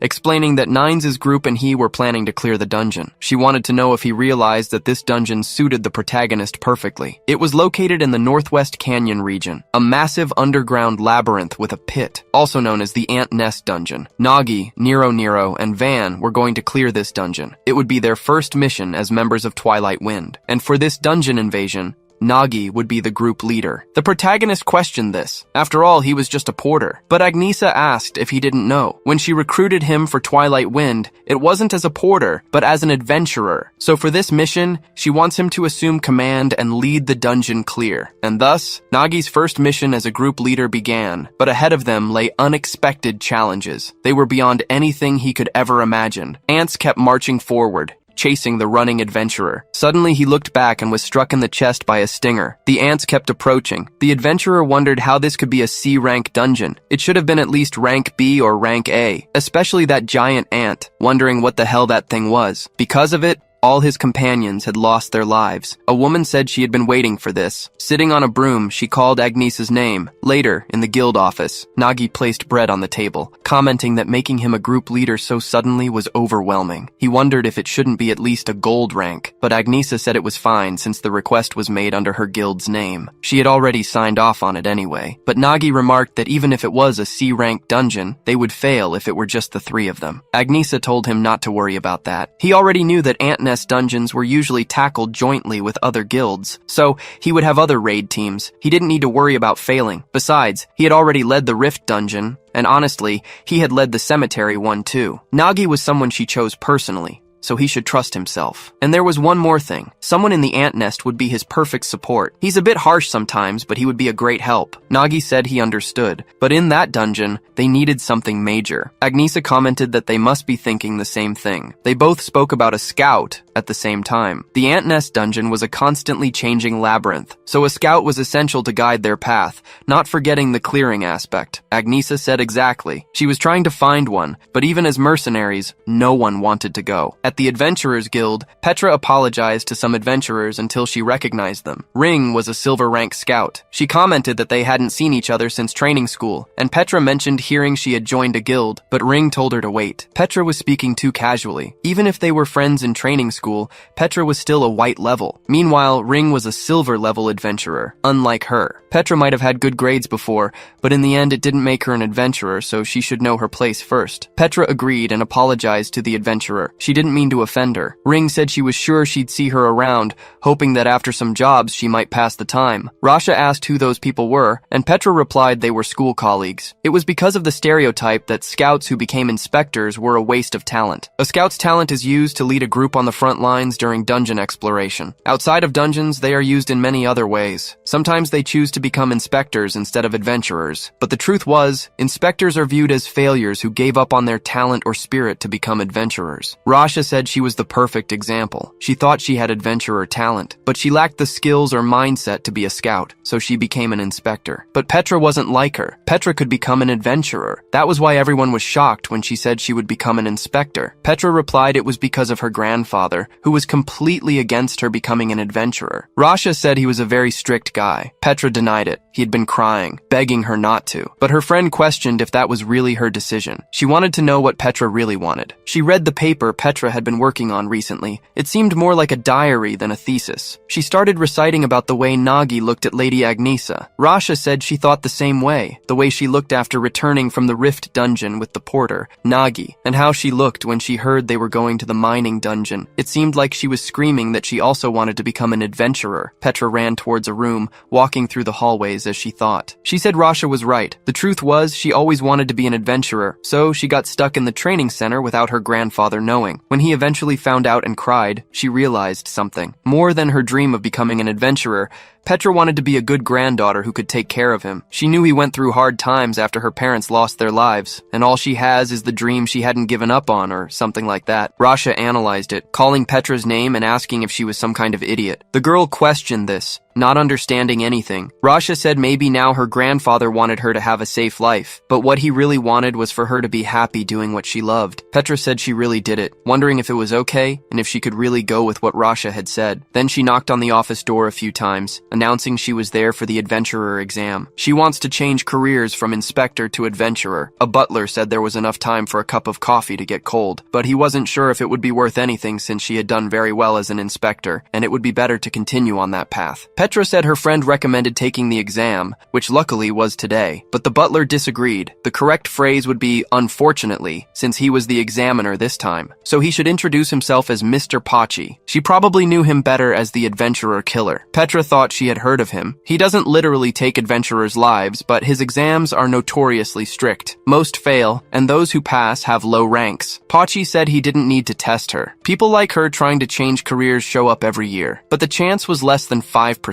Maybe their talent or ether changes over time, or abilities awaken late. They come for the class transfer with hope in their minds, but they will only find hopelessness. That machine measuring potential was absolute. If her talent was lower than before, there was no chance of improving, so she didn't need to do this. Just place her hand on the spot, and it would show the girl the truth. Thinking that he was Mr. Pachi and had seen this kind of thing hundreds of times, he bet she wouldn't even pass the ether test. If she were going to become an adventurer, it would have happened a long time ago. Petra honestly isn't sure she's doing the right thing. It goes against her grandfather's wishes after all, but the reason her heart changed wasn't just a desire to be adventurous. She asked Nagi once why he keeps risking his life in dungeons. He answered as if it were nothing. anything. He said it was just something someone has to do. Petra thinks that sounded so casual, but she knew what it meant. Invading a dungeon without ether protection was like diving into fire with no gear, even for a porter. And yet, he spoke those words as if they were obvious. Petra just felt ashamed of herself. Even with her natural talent, she hadn't done anything. Outside the exam room, the girl breathes deeply. Ring approaches, telling them to look. She really came back to test to be an adventurer again. They had been there less than 30 minutes, so she must have aced it. They want to know her thoughts on becoming an adventurer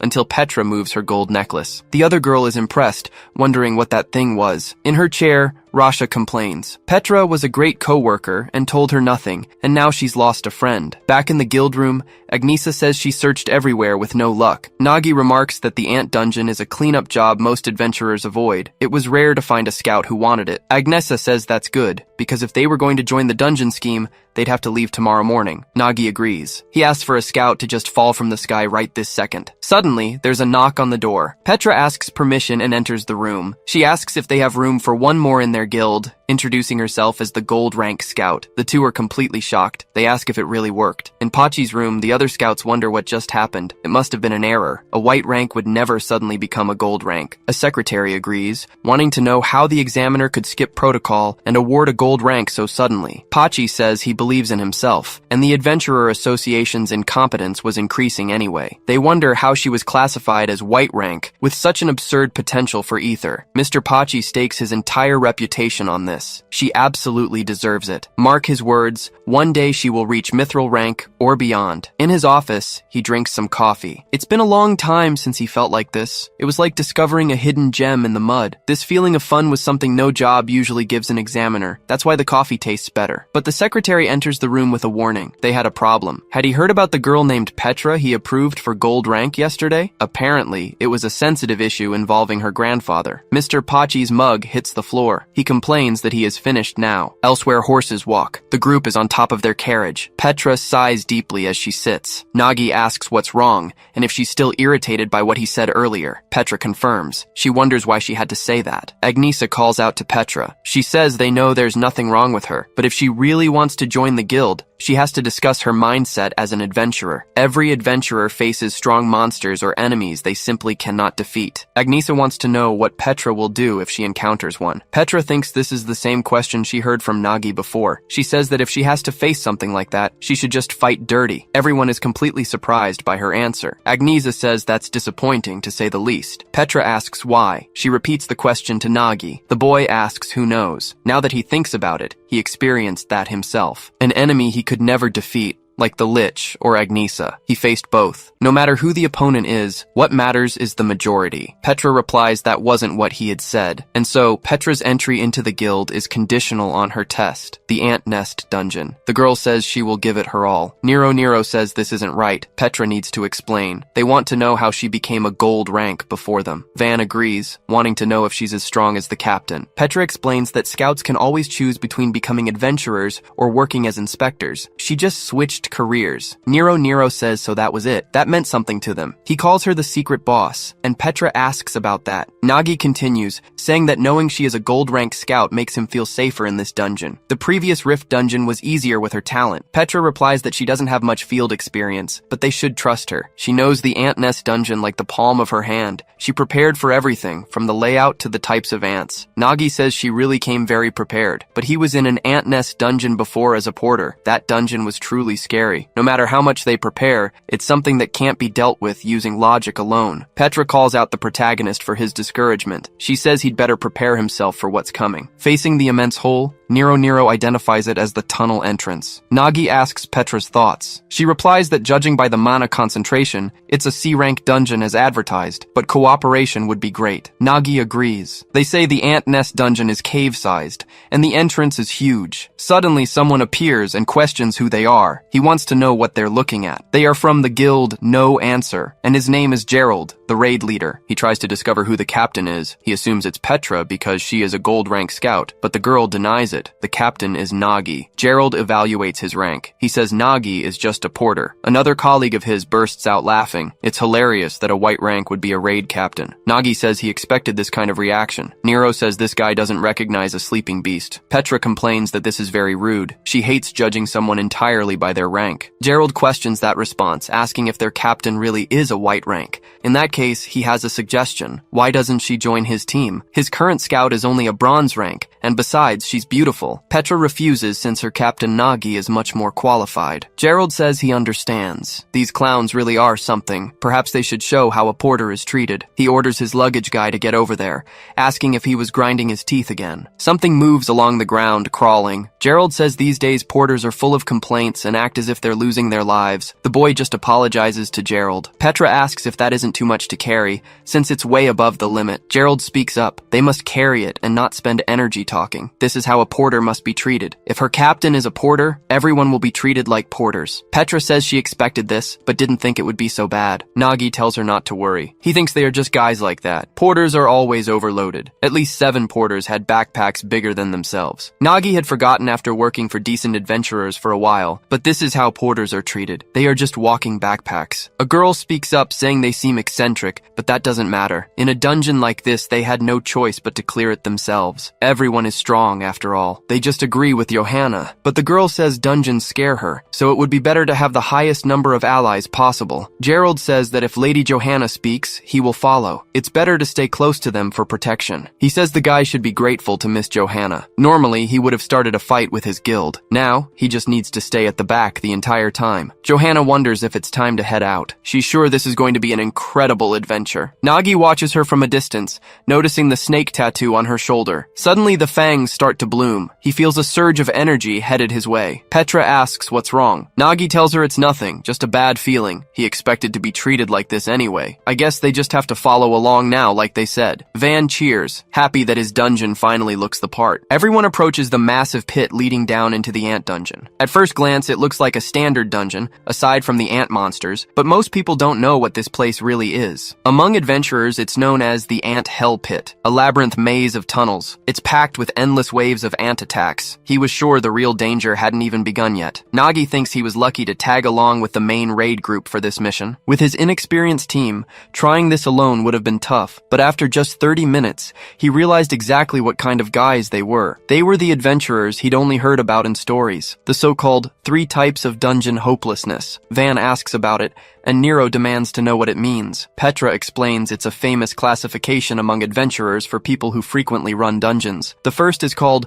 the Brainless Charger. It doesn't matter what monster or trap lies ahead. They only know how to charge forward blindly. No tactics, no strategy, just brute force, even if it means hurting teammates or porters and breaking formation. The second type is the Stubborn Mule. No matter what warnings you give them, like that chubby guy saying he doesn't care because they're the main raid team, they won't listen. They insist they're right and refuse any advice. Their egos make the dungeon a total nightmare. And the last one is the Flirt for Brains. Like when Johanna comments a guy is amazing, and he immediately says he'll protect her and take her for coffee later. He's the type of idiot who comes to a dungeon looking for love instead of fighting monsters. So, in conclusion, this hopeless team was the best he could get. Nagi wonders if they'll actually be able to clear this dungeon. The scene takes place in the Ant Nest dungeon, a place that appears from time to time. Because of this, the association gathers guilds to do a routine sweep of its sectors, but since the rewards are terrible, nobody really wants the job. We're then told that the current guild is doing the same old thing, so they pick up the pace, wanting only to clear the bare minimum and get out of there quickly. But the more they push the pace, the more exhaustion builds up in one of them. Sweat is already pouring down his face, and his glazed eyes show he's at his limit. We then understand that with this rush, the porters end up getting exhausted. Expeditions need them to function, but most adventurers don't even care. At that moment, Nagi turns and asks if the boy is okay, offering to carry his load. The porter refuses the help, telling him not to worry about it right now. He then struggles to his feet, saying that carrying the pack is his job. Nagi realizes the other guys on the team are pretty unpredictable and decides not to make a scene, but one of them loses his patience, grumbling irritably about the whole situation. He then turns and yells, asking what those lazy bums are doing just standing there. The big guy gets angry and yells at them to move, saying if they have time to talk, they have time to walk. But Petra confronts him, saying this isn't how you conduct a real expedition. He then calls her unbelievable, accusing her of dirtying the name of adventurers. Then he says she's getting all worked up over a porter, when her own leader is one. To show them how things work, he grabs a bag of coins and throws it far away. With a smug smile, he announces there are 10 gold coins in there, and whoever gets it can keep it. The porters are in shock, yelling in surprise at the mention of 10 gold coins. Petra panics and tries to warn them because that spot is a very dangerous trap, but they don't care about the danger and run off, yelling that it's their pay for the day. In the middle of the chaos, one of the porters manages to be faster and grabs the bag of gold. He's overjoyed, celebrating with tears in his eyes for getting the coins. But suddenly, several monster ants erupt from the ground, terrifying him. The boy looks back in panic, unable to believe the ambush that just happened. The scene cuts to a giant sword being drawn, making a menacing sound. It's the warrior, who activates his warrior's talent with a look ready for the kill. He then uses his ability, a whirlwind of winds that slices through all the enemies. With a single strike, he demonstrates his brute force, clearing the entire area. Nagi is shocked, and Petra admits that despite his attitude, the guy is very skilled, but Nagi sees the cruelty in it. The warrior knew about the ambush and used the boy as bait. The trap was dealt with easily, without any major complications for the group. But the porter ended up getting hurt, since they don't wear armor because of the weight. And even though there's a priestess on the team, she doesn't seem the least bit willing to help. With a cruel little smile, she makes it clear she won't waste her mana healing a porter. Nagi then questions him, saying the boy almost died because of that stunt. Geralt scoffs at him, explaining that adventurers pay and porters carry. It's that simple. The boy, afraid, says it's no problem, and that he's actually very grateful. He says he's actually thankful, since Geralt is the only one who still gives him work. With a victorious smile, Geralt tells him not to get confused just because he's the party leader. At that, Nagi understands that this is the harsh and sad reality for all porters. Then, another member chimes in, saying that since they have issues, something should be done. The blonde guy then suggests they split up, since the path ahead divides into 2 routes. Geralt agrees with a smile and tells Nagi's team to handle the dangerous Zone 1 by themselves. Despite the provocation, Nagi accepts the proposal without arguing, keeping his expression calm. In his thoughts,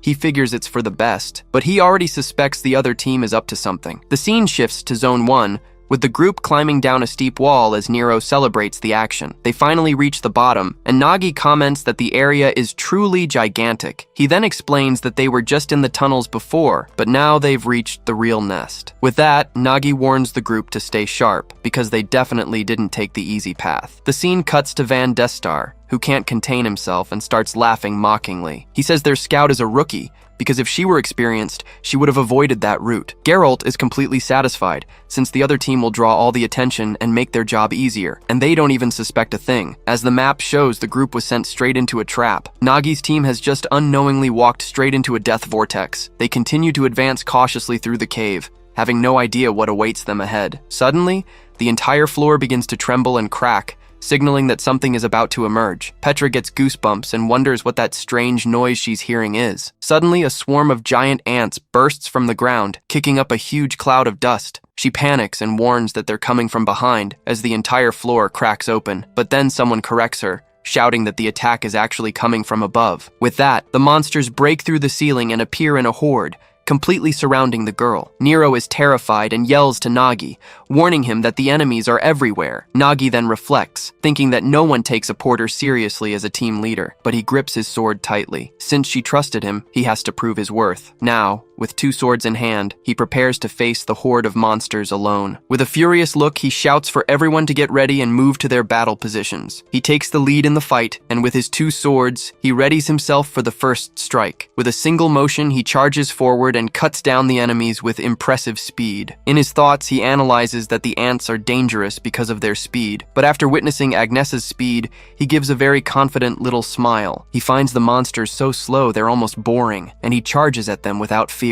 Nagi advances on a monster, dodging its claws with a very agile move. He thinks that he doesn't need magic to cut down the normal monsters that appear before him, but his blade fails to pierce through, revealing their carapaces are too hard. What works here is what he learned as a porter, aiming for the weak spots. It's explained to us that porters have 2 functions. One is to carry equipment. The other, of course, is to collect all the items dropped from the monsters' bodies. And since adventurers never give them enough time, they learn to cut quickly and find the weak spots. It's because of this past experience that he knows exactly where to strike. The ants have a very weak joint around their waist, which is their blind spot. Because of this, even a common blade can easily cut through the monster's defense. The real problem, however, is that they attack in a coordinated swarm. They use their pheromones to stay in perfect sync during combat. But if he messes up the scent with something stronger, like a mushroom, everything changes. The strategy works, and the item's smell makes the monsters much slower than before. The creature still shrieks in pain as green goo splatters everywhere from the hit. After the attack,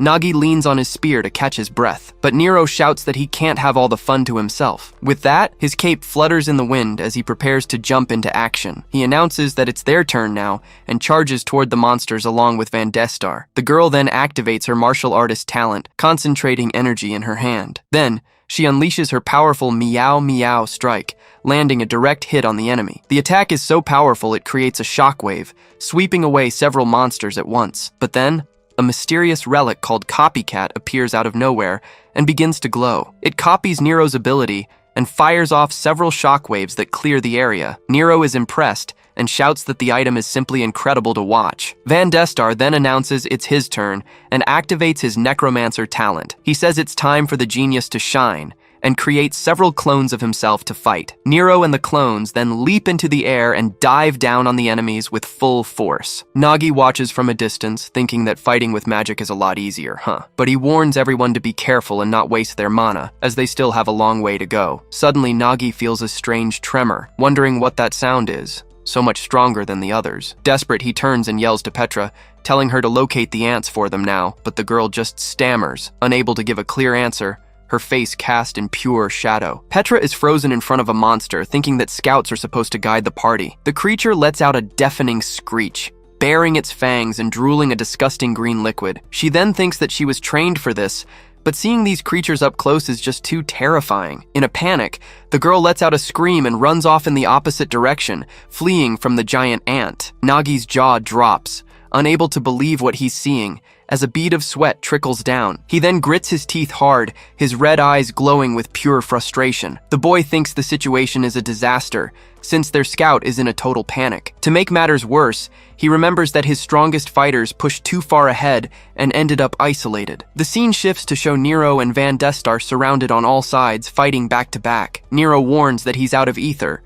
while Van complains that he's already lost 3 fingers in the battle. Back to Nagi, he thinks that as the leader, he should be reading the entire battlefield. But in reality, he's stuck there, busy trying to take down just a few ants by himself. He thinks this isn't like being a porter. He can't keep a cool head here. We're told there's something worse than dungeon disasters, the so-called failed raids. In other words, the real disaster isn't the creatures advancing on his party. With a look of pure hatred, he comes to the conclusion that they are the real disaster. Suddenly, a mysterious figure appears at the cave entrance and gets his attention with a shout. The masked man warns them that if they don't want to die, they'd better all get on the ground. He then materializes a small sphere of energy, preparing for a devastating attack. Papotman then hurls the object with all his might, and it flies like a cannonball. The sphere explodes in an insane wave of power, simply wiping out all the monsters in its path. Fallen on the ground, Nagi and Petra stare, completely stunned by what just happened. The girl then notices the symbol on his chest and wonders if he's a white-rank swordsman. The man laughs and says they must be the group a certain Agnesa mentioned. With an air of superiority,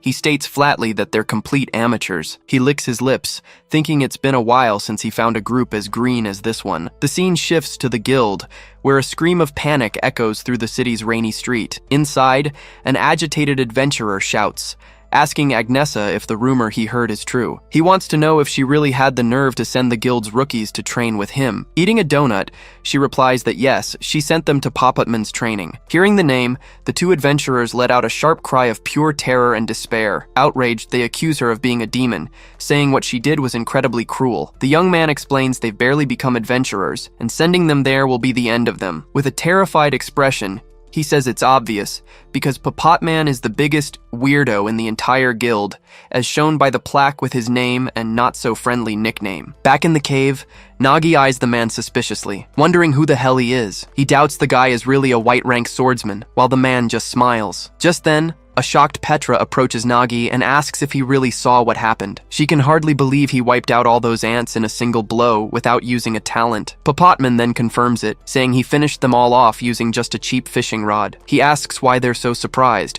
and informs them that Agnesa sent him there to help. Nagi processes this, thinking that Agnesa sent him to help, but then he remembers something. The scene cuts to a flashback, with Agnesa saying he'd find the perfect helper there. She had explained that he'd recognize him right away because the guy was one of a kind and had some issues. Back in the present, Nagi asks if he's the guy with personality problems she mentioned. Just then, Van and Nero approach, commenting that Nagi's face looks familiar. Papotman tries to dodge the comment, saying he just has one of those generic faces, but the pair disagrees. He ignores them and says Agnesa told him she was sending promising rookies, so he was quite excited. But then he breaks into a huge grin, preparing to give his honest and brutal opinion of the group. With a look of disgust, he says they are absolute trash, leaving everyone in shock. Nero and Van get angry, yelling that he was too cruel and that they took out plenty of ants too. The masked man admits with a smirk that their firepower wasn't bad, but he criticizes them, saying they wasted all their ether and broke formation like idiots. Then he turns to Nagi and Petra,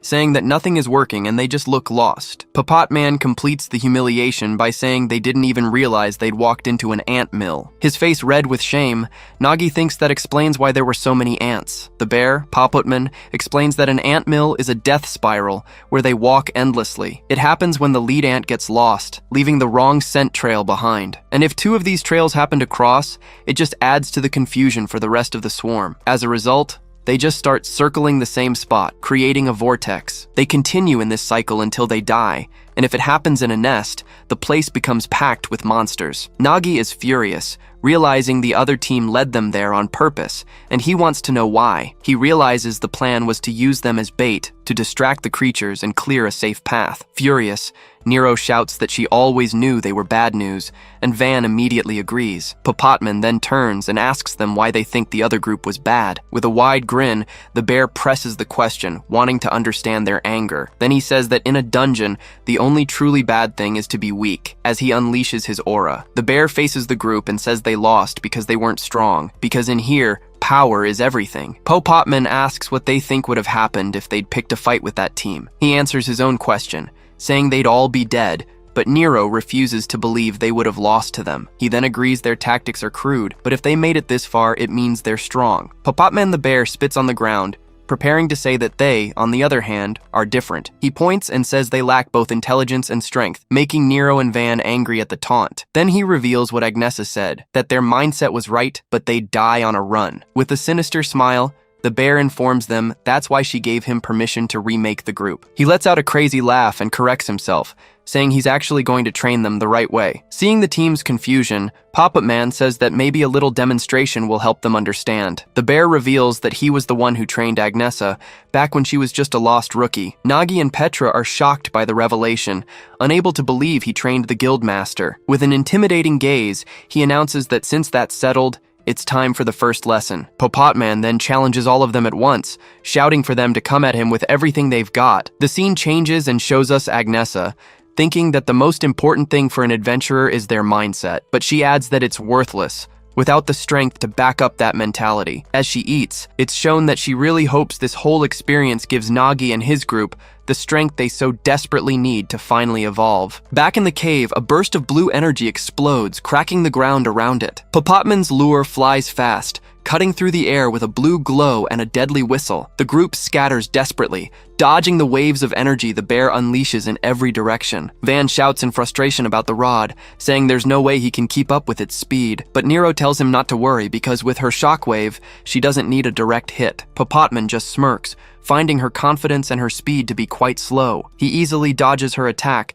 saying she wastes her ether thoughtlessly, and that's why Papotman simply leaps over the girl, who rushes past without even touching him. With his eyes glowing, he reveals he can see her every move before it happens. In a swift, precise motion, he prepares to counterattack with a well-aimed strike. Papotman then lands a kick on her back, and she cries out, surprised by the bear's speed. He explains that he knows her specialty is new, because she's spending ether so obviously. Seeing this, Van D-Star grits his teeth, furious that he's messing with his Nero. He then decides that's enough, announcing he'll summon his ultimate golem to end the fight. A giant stone creature rises from the earth, a brutal golem with a heavy aura. Papotman is impressed by the summon, admitting that now things could get dangerous. Van D-Star shouts in anger, ordering his golem to crush the bear, who is feeling the pressure. But before he can finish his sentence, Papotman lands a solid hit right on his head. The bear then mocks him, asking if he realizes how slow his body gets when summoning the golem. With a satisfied look, Papotman prepares for the next phase of his crazy training with them. He yells that now he wants to see if they can dodge his special fishing technique. The line of his rod transforms into an energy net that rushes toward Petra. The girl is in shock,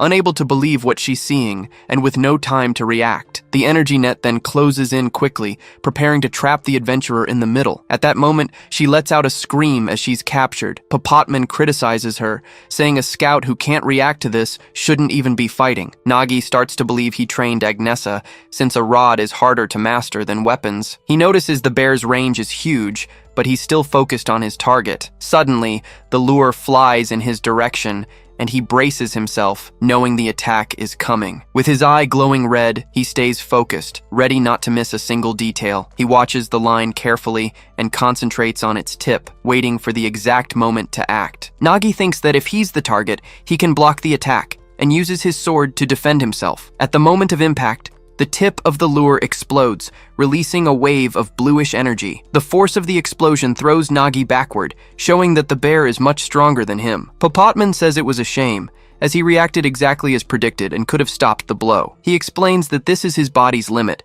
since without ether, he's just a trained civilian. This weakness, according to Papotman, is just like the charger mark he has on his neck, but he tells Nagi to get up, because Agnesa said he was different from the others. Papotman wants to see the technique that killed a lich, but Nagi warns him it's too dangerous. The bear then starts to chuckle, finding the boy's concern completely ridiculous. He teases him, asking if Nagi is afraid of hurting him, which irritates the boy. Then the bear tells him to come at him with everything he's got, saying he can take it no problem. Nagi warns him that if he gets hurt, it's not his fault, and prepares to use his technique. Papotman analyzes his stance, noting it's a drawing technique and that his form is clean, but he bets Agnesa exaggerated, since she always has too much faith in hard-working people. Yawning, he asks how long he has to wait, and says this attack wouldn't land in a real fight. A blue energy starts crackling intensely, gathering in Nagi's hand for a single strike. With his focused red eye, he feels the technique is finally ready to be unleashed. Just then, the boy fires an intense flash of light that cuts through the air like a cannon. He then shouts a warning,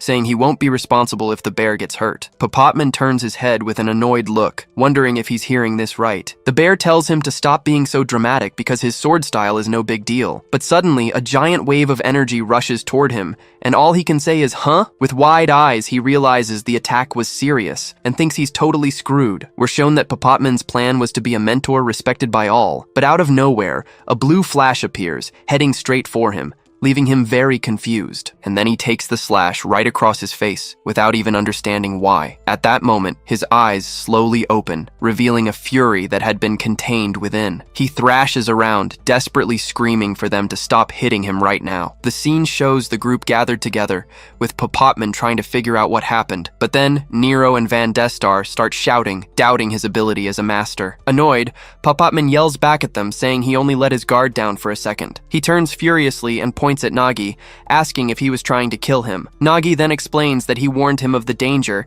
and that he's lucky to be invincible. Papotman shouts that this wasn't a reason to throw aura in his face, leaving Nagi confused. He realizes Nagi doesn't even know what aura is. It seems more like an imitation of the technique. And Papotman thinks that if Nagi had truly mastered that aura and the technique, he would have actually died, because that was a power from a completely lost era. Papotman is shocked, unable to believe a charger with an incomplete technique did all this. With a smile, Papotman thinks that now he understands why the demanding Agnesa sent him. He then says he's figured out everyone's level and is ready to begin. At that, Papotman announces the second training session and asks if they know how he became Agnesa's teacher. Nagi guesses it's because he's stronger, but Papotman says that's only one reason. It's explained that he became her master due to his vast knowledge of ether. With so much study, he ended up becoming a true master on the subject. Because of this, he can see everyone's weakness and create specific solutions for their problems. Back in the present, he points to Nero and calls her Kitty to start the training. He says she doesn't understand anything about ether,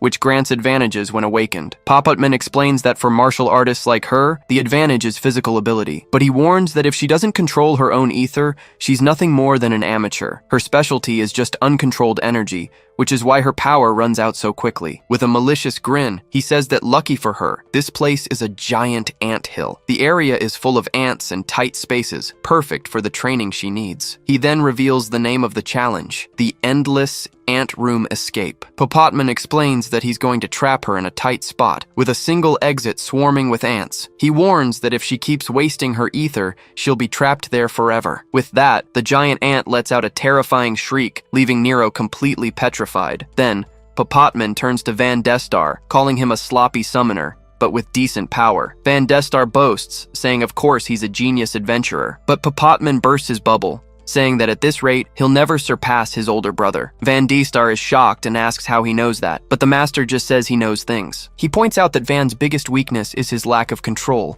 which makes his summons slow. Papotman then smiles and says what he really needs to develop is coordination. To do that, he says he's going to seal all of Van Destar's senses and body movements. From now on, his own summon will have to do everything for him, carrying him on its back, and to make matters worse, he throws them both into the most ant-infested part of the place. The ants screech menacingly, already preparing to attack with everything they've got. Unable to do anything, the summoner is carried into the chaos, hearing a good luck escaping. Finally, he turns to Petra and calls her a cowardly scout, preparing her next training session. Papotman analyzes Petra, saying her ether indicates she should be great, but she's incompetent. He then asks if she knows why her group fell into the anthill in the first place. Angrily, he yells in her face that it was all her fault for not sensing the danger. Papotman continues his scolding, saying that even a bronze-rank scout would have noticed the trap. He explains that what she lacks is instinct and takes her to a pitch-black cave. The place is sinister, and he warns her that inside, she won't be able to see or hear anything. She'll have to rely solely on her instincts to survive in there. Her mission is to find the path to the heart of the cave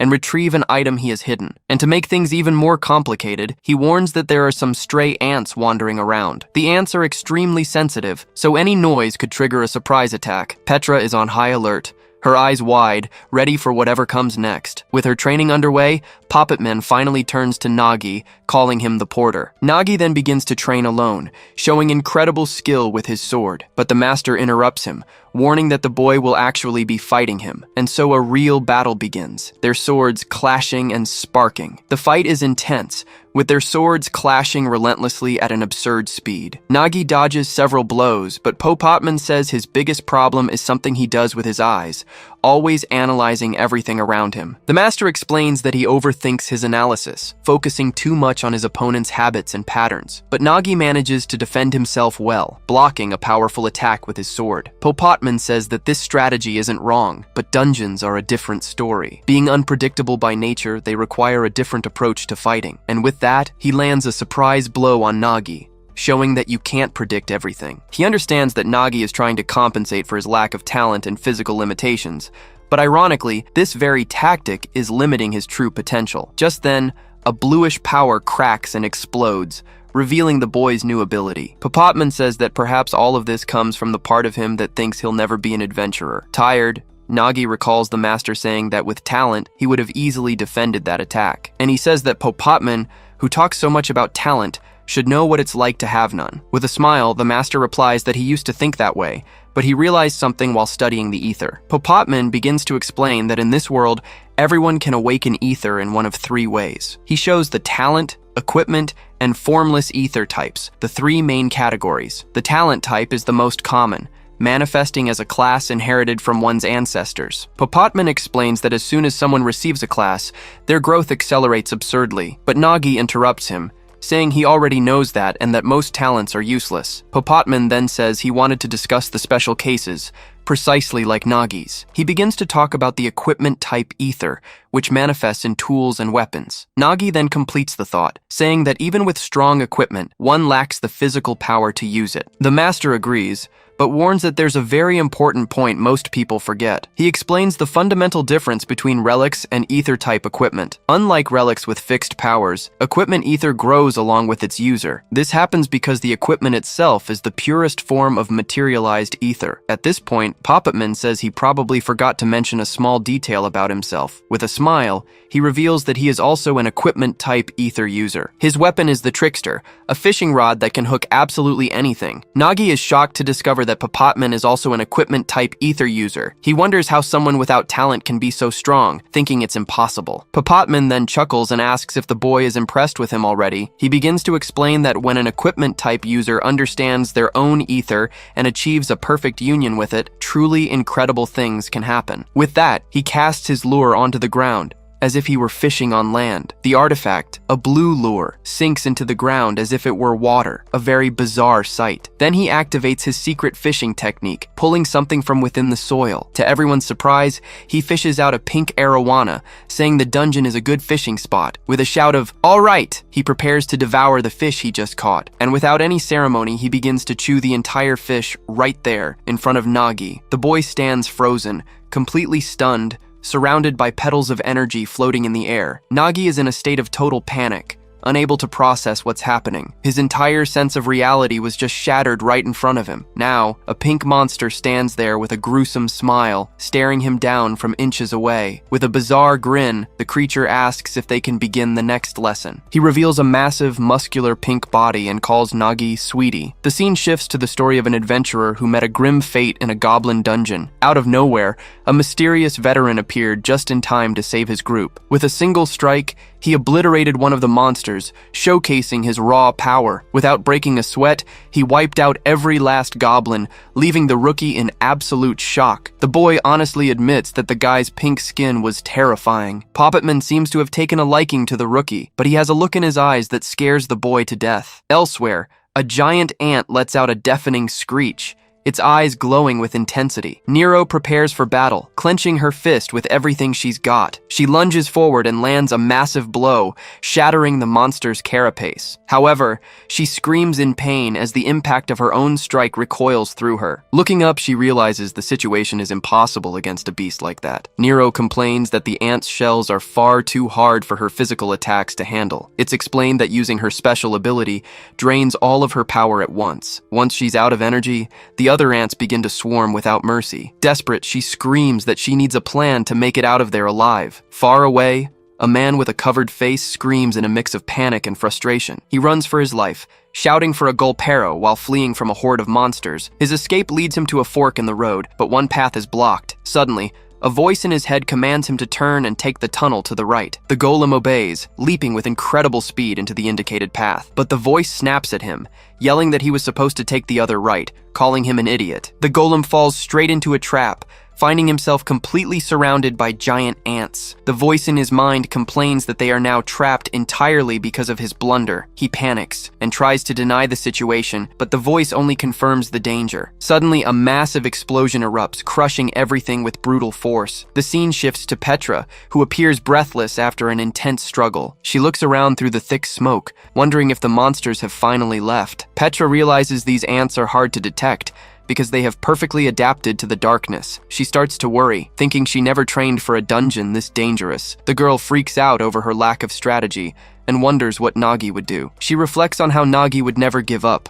no matter how dire the circumstances. He would always find something in his bag to save the day, so she decides to do the same. All she finds is a dowsing wire, a very simple tool. Petra explains that it isn't much, but it's an item compatible with scouts like her. She accepts that while it's a beginner's tool, it is perfect for her current level. The girl realizes she has relied too much on her sight, but a true scout uses their sixth sense. Petra says that in a place like this, opening her eyes only floods her mind with useless information. She concentrates and casts the dowsing wire, focusing all of her power into it. From the tip of the tool, she begins to spread her energy throughout the entire area. With this, she manages to map out the location, revealing the enemy's positions. She notices her range is still limited, and she can't see very far yet. The girl takes a careful step, knowing that precision is now more important than speed. With the wire in hand, she begins to move cautiously through the treacherous terrain. Even if it's slow, she must keep moving forward, taking it one firm step at a time. The scene changes to Nagi collapsing to the ground,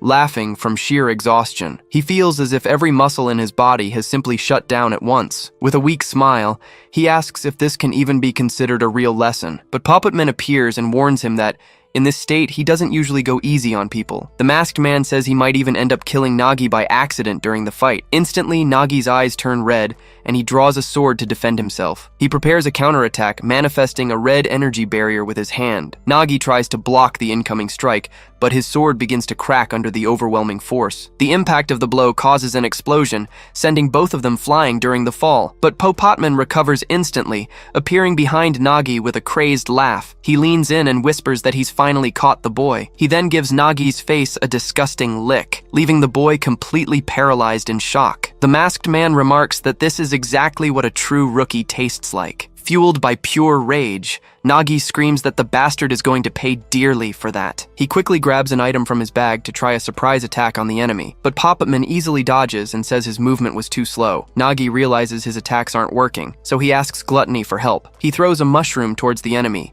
who opens its mouth to devour it. The small mushroom explodes inside Papotman's mouth, causing a bright flash, but the monster finds it delicious, and a giant explosion erupts around him. Papotman asks if he's questioning the power difference between them. Enraged, Nagi yells and demands he reveal how he did that. With a smirk, Papotman says that he actually has the answer, but he adds that he has no idea, leaving Nagi confused. Papotman explains that training for this kind of power is brutal and has no clear path. He says Nagi limits himself because he thinks he has no talent for being an adventurer. Then, a flashback shows Nagi being surrounded by dark, frightening figures. The masked man reveals he used to think the same way, and now he's going to shatter the boy's belief. With that, he takes an attack stance, like an animal ready to pounce. He yells for Nagi to feel the huge power gap between them. What followed was an endless beating, but for some strange reason, Nagi couldn't stop laughing, even while getting beaten relentlessly by the enemy. He lies on the ground exhausted, but with a huge laugh on his face. Then he realizes Papotman was right about everything he'd said. Deep down,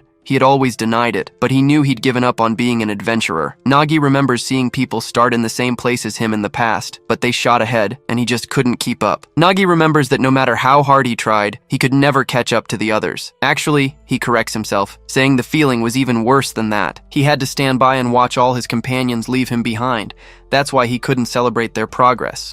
He felt inferior. Nagi was laughing because Papotman hit the nail on the head, so meeting him was a stroke of luck, even though the masked man was tough to deal with, yelling at him to get up. Papotman tells him to stop complaining because if you're weak, you have to train twice as hard. And so, under his leadership, Nagi began a brutal training regimen with sparring matches, in addition to real battles facing various dangerous monsters in the dungeon. With this, the rookie invaders began to face their own weaknesses head-on. The scene cuts back to Petra, who is running from a monster at an incredible speed. Far away, Papotman thinks the boy is interesting, a gem that Agnesa found. He wonders if someone like Nagi could ever reach his level, but suddenly, Papotman stops and looks back, sensing something strange. The dungeon has changed, and he says the place feels familiar, with something evil in the air. Nagi asks Papotman what that horrible feeling is that he's sensing. Papotman says the pressure feels like that of a very high-rank dungeon. Suddenly, they find two fallen adventurers who look terrified. Nagi finds it strange, as they're from Guild 404 and wouldn't lose to ants. One of the men trembles in fear, not understanding what just happened. He warns that he's scared because the monster is coming to get them all. Desperate, the adventurer clings to Papotman, begging him to save him. The man screams that the monster is already here, putting Papotman on high alert. A mysterious voice emerges from the shadows and orders them to be eliminated now. Then, a flash of red energy appears and rushes toward the group. Papotman quickly prepares, gripping his weapon tightly to counterattack. The adventurer continues to cling to him, desperately pleading to be saved, but Papotman looks at the attack and realizes it's too late to escape. A swift red slash hits the masked man head-on with full force. Papotman is hit, losing his arm, leaving Nagi horrified by the scene. The impact sends him to the ground, and he drops his weapon, feeling the pain of the blow. A mysterious woman appears and comments that she aimed for the head, but he dodged. She reveals herself fully with an axe and says he's pretty strong, isn't he? It's revealed that her name is Johanna, and she looks at them with a malicious smile. The scene shifts to the headquarters of the White Order, an organization of great power and influence. Inside,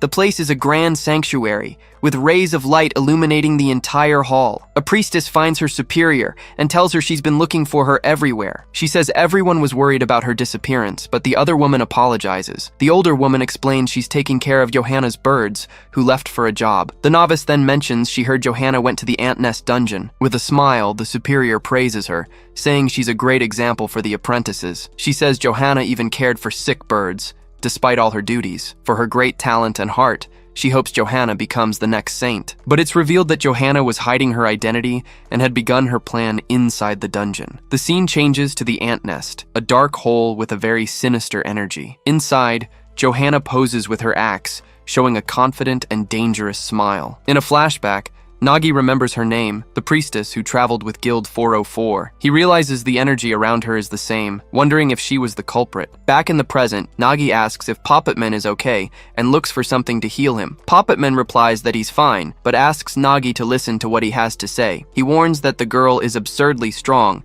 making the atmosphere even more tense. Papotman reveals she cut off his arm before he could even react. Using his technique, the fallen hand on the ground is connected by the line of his fishing rod. With his binding ability, he quickly pulls the limb back into place. He says it's no problem and he just has to stick his arm back on like it's nothing, but inwardly, he admits the patch-up is basic and he won't be able to use his full strength. Papotman then wonders if he can really face her in such a bad state. Johanna starts laughing, accusing him of pretending to be a priest with that healing. She says she'll show him what real healing is, releasing a green aura. Then, Johanna fires a massive wave of energy towards poor Papotman. He recognizes the healing energy and is confused, wondering why she would heal him. However, a flash reveals a red, dangerous core in the middle of that healing light. Papotman finally understands the trap, and his eyes widen as a chill runs down his spine. The energy then explodes violently, showing it was never a real heal. The explosion hits him, but has no effect. He explains it started as a healing spell, but the power shifted before it reached him. He screams that she's insane. Johanna scoffs, saying that a simple white rank shouldn't have been able to dodge her attack. He retorts about her being a bronze rank, but Johanna warns that she won't waste time on someone who's about to die. Papotman thinks to himself that priests aren't supposed to be good fighters, or at least that's what they say, but he realizes she's not normal, sensing she's very experienced in killing. To understand what's going on in the dungeon, he concludes he needs to fight her, so he uses the tip of his weapon to draw a long line in the sandy ground. Papotman warns Nagi not to cross that line, no matter what happens next. Nagi worries about his arm, but the masked man tells him to worry about himself. With a sinister smile, he says, "This is a rare learning opportunity to see high rankers in action." He prepares for the fight, feeling that this time he's hooked something truly fierce. Now it's time to pull with all his might, so he spins his body and casts his lure. The small blue sphere hits the ground, creating ripples as if in a lake. And with his secret fishing technique, he summons a gigantic blue marlin for battle. Instead of attacking, the summoned creature turns into a small fish that Papotman starts to eat. Johanna laughs at the scene, asking if he's having a snack because he doesn't consider her a threat. But suddenly she stops laughing and realizes something strange is happening to him. Out of nowhere, an immense amount of blue energy explodes from Papotman's body. The aura of power envelops his face, and the bear mask begins to disappear. And so, he reveals his true form, a young, white-haired man with an intimidating spear. Johanna compliments his appearance, saying he should have taken off that ridiculous mask from the start, but he replies that this is the mask, and the bare face was the real one. Without another word, he starts spinning his new spear at high speed, preparing himself. He lunges at her with a leap, warning that she'd better be ready for what's coming. With a serious look, he says he doesn't go easy on anyone who messes with his dungeon raid. She's a little intimidated, but tries to hide it, saying she's sure he's just playing around. Then, Johanna fires a small magical blast, testing her opponent's skills. Papotman simply ignores the attack and catches her giant axe with his spear. The battle finally begins, with the sound of clashing steel and a swift counterattack. The power of the bluish spear clashes violently with the red energy of the axe. With the force of the impact, Johanna's weapon is thrown far into the air, but she remains unfazed, making her axe spin in the air, controlling it from a distance. The floating weapon starts firing energy blasts, forcing Papotman to dodge. He complains in his thoughts, thinking that her floating weapon is getting really annoying. With so many attacks, he ends up faltering and is almost hit head-on by the offensive. Johanna then clasps her hands, as if preparing for a sacred prayer. She taunts the young man, saying he's already tired and she hasn't even used her priest talent. With that, she launches several green light spheres in his direction with a smile on her face. The Sacred Light ability surrounds Papotman, leaving him with nowhere to escape the attack. The light explodes into several crystals, but he manages to defend himself using his spear. He analyzes the energy, confirming she is indeed a priestess, as he suspected. Papotman then wonders if the floating axe is the power of the relic she's using, but he decides it doesn't matter, and starts charging his own energy into the spear. With ascending waterfall, he charges forward, and the two powers clash once more. He thinks about the flying axe and the attack disguised as healing, admiring the fluidity of her strikes. With the perfect combination of attacks, he's thrown back without a chance to defend. He realizes she's controlling the space with precision, closing in very quickly. He then finds himself forced to defend against a combination of attacks from all sides. With a serious look, he understands that this won't be an easy fight to win. A gigantic explosion occurs, mixing the power of the two high-level combatants. The shockwave reaches Nagi, who watches everything from behind the protective line. He is completely shocked by the level of power he's witnessing for the first time. Worried, he can only think about Papotman in the middle of all that chaos. He finally understands this is how high-rank adventurers truly fight. Nagi was thinking of helping if he saw an opening, but the fight is too intense. He realizes there's no way for him to join the fray,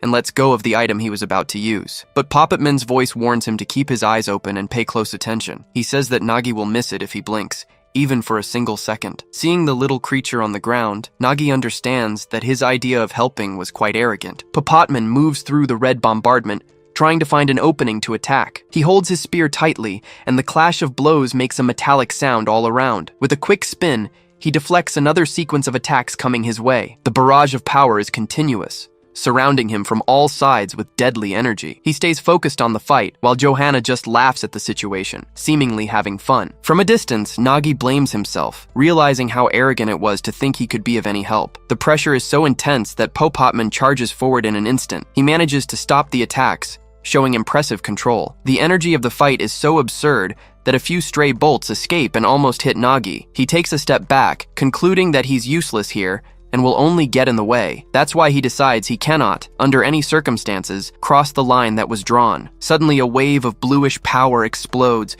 as if a waterfall had formed. In the middle of the water, Papotman extends his hand, showing he's in control of the situation. He realizes she's attacking him non-stop, as if desperate to keep him away. But in doing so, she reveals her weakness, and now he knows exactly how to attack. He activates his Lancer talent, summoning a turtle-shaped creature. With Turtle Shield, he charges forward, breaking through all the attacks coming his way. And right after, he uses Piercing Lunge, a straight and very fast strike. But Johanna manages to dodge at the last second, narrowly escaping the attack. She praises him for guessing that her priest form would be weak in close quarters combat, but she warns him that this assumption was a mistake, as her feet begin to glow with a greenish energy. He attacks again, but she dodges, and he realizes he's made a huge mistake. Upside down, she uses her priest talent to buff her own physical strength. With her power increased, she advances at a speed he can barely follow, and just like that, she lands a powerful kick that sends him flying with an explosion. Without giving him time to breathe, she prepares another strike with a smile on her face. Johanna lands a solid hit, proving she's also a beast in hand-to-hand combat. He realizes she's a priestess who buffs herself for close quarters combat. Papotman takes the blow to the face, but he's still impressed by her strength. She follows up with another strike, showing the fight is far from over. Even while taking a beating, he manages to dodge another blow with a swift move. Papotman tells her that boosting her stats won't fix her sloppy fighting style, but suddenly, he feels a strange chill, realizing something is very wrong. A dark aura traps him, and he panics as he realizes his body is completely paralyzed. With a victorious smile, Johanna simply says she's got him right where she wants him. She then gives her weapon the final command, telling the guillotine to finish him off. The axe comes down with full force, causing a massive red explosion on the battlefield. Johanna laughs, admitting that this time, she was genuinely trying to kill him with that attack, but Papotman survives, grumbling that he can barely stand and is aching all over. At least now he understands her methods, and her specialty has finally become clear. He explains that her relic defies gravity, and her healing magic turns into pain. Her blessings become curses, because her true specialty is reversal. She's surprised he figured it out, but asks what difference it makes now that he's finished. While Nagi's team was training, Agnes's squad entered the Queen Ant's dungeon. It's a very difficult mission where they have to face the Queen and her soldiers head-on. That's why the Twilight Wind Guild sent their best forces, all fully prepared. But for some strange reason, Agnesa feels that something isn't right. The raid ends anticlimactically, with them finding nothing but an empty hole in the ground. Van Destar starts laughing, finding a nest without a queen hilarious, and Papotman agrees. Agnesa glares at him, saying he did nothing as usual, but he just makes a lame excuse. Then, she asks the cleric for her opinion, as she feels the boss is missing. The girl agrees that something is wrong, explaining that a boss vanishing like this shouldn't happen. She says the energy trail leads down a tunnel, wondering who would kidnap the queen. Analyzing the cave, the cleric senses a dark and strange energy filling the entire place. She realizes this energy has been here all along, as if it were waiting for them. Suddenly, a dark energy lunges towards them, taking them both by surprise. The cleric is in shock, instantly recognizing what's happening right in front of her. She yells that it's a message recorded directly into the energy. From the dark energy, a bizarre creature emerges, letting out a wicked and terrifying laugh. She stares at Agnesa and says she knew she would show up right here, but the creature warns that she'll start with the appetizer, leaving Agnesa tense and worried. With that, the monster moves through the cave, its absurd size making everything tremble. The creature shouts that they will see the result of their mistake, and Agnesa warns that it's a trap. Then, the monster launches a powerful poison attack, causing a gigantic explosion of energy. The group protects themselves as best they can behind a barrier, trying to survive the force of the blow. Agnesa asks if everyone is okay, and Papotman replies that it'll take a while to get out of there. At that moment, she realizes the huge mistake she's made, understanding they're in the wrong place. The dungeon that's about to break is the ant nest where Nagi and the others are right now. The scene shifts again, showing Johanna charging her opponent with everything she's got. Her axe clashes multiple times against the enemy's weapon in a rapid exchange of blows. She thinks her opponent is very strong, and that with her ability, it's impossible to even get close. Nagi watches the fight from a distance, seeing Johanna in trouble against the relentless attacks. He realizes Papotman is still injured, and if this keeps up, he won't last much longer. Nagi feels helpless, thinking that if he were stronger, he could cross the line and help. Nearby, Geralt is on the ground, completely defeated and drooling, in a state of shock. Nagi finds him and asks what happened, wanting to know if Johanna did this to him. But Geralt, terrified, warns that a giant ant is coming and that they're all going to die. Elsewhere, Johanna mocks Papotman, saying that if he keeps trembling, it's over for him. Papotman understands that running away won't solve anything and decides he needs to attack with all his might. Since he can't dodge the curse up close, he prepares to attack from a distance. With that, he shouts that he has no choice and throws his weapon with full force. Using his blue strike ability, he unleashes a blast of energy in the shape of a dragon. The attack rushes towards Johanna, who stands still, waiting for the impact as she easily defends. The energy explodes with immense power, creating a shockwave that completely engulfs the villainess. But when the dust settles, she appears with a smile and says she already warned him. She says that figuring out her specialty changes nothing, as she's his perfect counter. He retrieves his spear, disagreeing with a simple no and a look of sheer determination. Papotman retorts that it changes everything, because he's found the problem and now just needs the solution. He tells Nagi to pay close attention, as this is a great learning opportunity. He explains that the secret is knowing how to deal with an opponent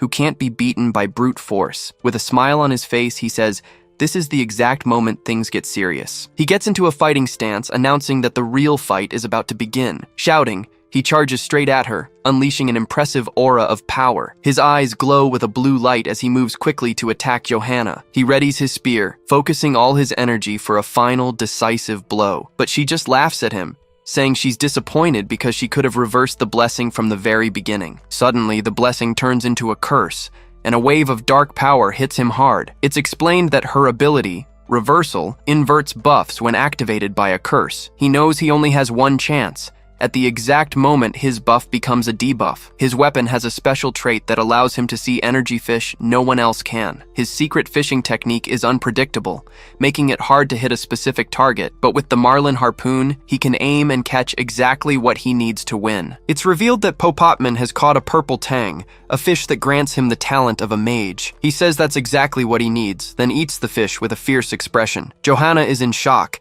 as it's explained that the blue marlin had increased his physical stats. With it, his strength, dexterity, and agility had greatly increased, making his body very strong. But upon switching to the mage talent, his stats dropped, and only his intelligence went up. However, thanks to her reversal, the drop in stats was inverted again, boosting everything absurdly. Now, in his new strength mage form, he charges at her with overwhelming power. He yells that this is the reversal of the reversal, leaving Johanna horrified by his strategy. Angered, Johanna tries to use her ability one more time to turn the tables again. Nagi, watching it all, realizes that Papotman managed to turn her own ability against her. He's impressed, understanding that Papotman has incredible instincts and tactics. Suddenly, the witch's mark glows intensely, signaling that something bad is about to happen. At that moment, Geralt, who was still down, begins to be suffocated by a strange, dark energy. He lets out a crazed laugh, now covered in a red aura that frightens Nagi. Nagi recognizes it instantly and says it's the same cursed energy he felt from Johanna. Nagi shouts desperately, asking what Geralt thinks he's doing, but Geralt just tells him to shut up, slamming his hand into the ground. Nagi despairs on the sand, shouting for him to live, and throws his sword. The weapon flies quickly through the air, spinning at high speed toward the danger. He then manages to defend against the blow, yelling that there's no way he's going to die. His sword scrapes against the other, the friction of the blades creating a shower of sparks. With a cry, he tries to counter the attack, but ends up getting cut by his opponent. He falls to the ground, defeated, while the possessed Geralt lets out a sinister laugh. Then, the giant begins to drag his sword, preparing to attack again. He announces that Miss Johanna can count on him, sounding like a loyal servant. With that, he spins his weapon at incredible speed, creating a circular attack. Nagi tries to charge at Johanna, but Geralt's attack heads toward Papotman. Papotman doesn't back down, twisting his body to withstand the impact of the blow. The blade strikes his arm squarely, making a loud cutting sound, but he doesn't even flinch and says it was nothing, showing off the power of his mage talent. He grips his staff tightly, preparing to unleash his full power. With a swift movement, he raises the weapon, making the earth tremble around him. The staff then turns red, charged with a super destructive magical energy. With that, he charges straight at Johanna, ready to end the fight. He yells right in her face, declaring with conviction that the game is over for her. Then, he slams the ground with a magic smash, causing a gigantic explosion.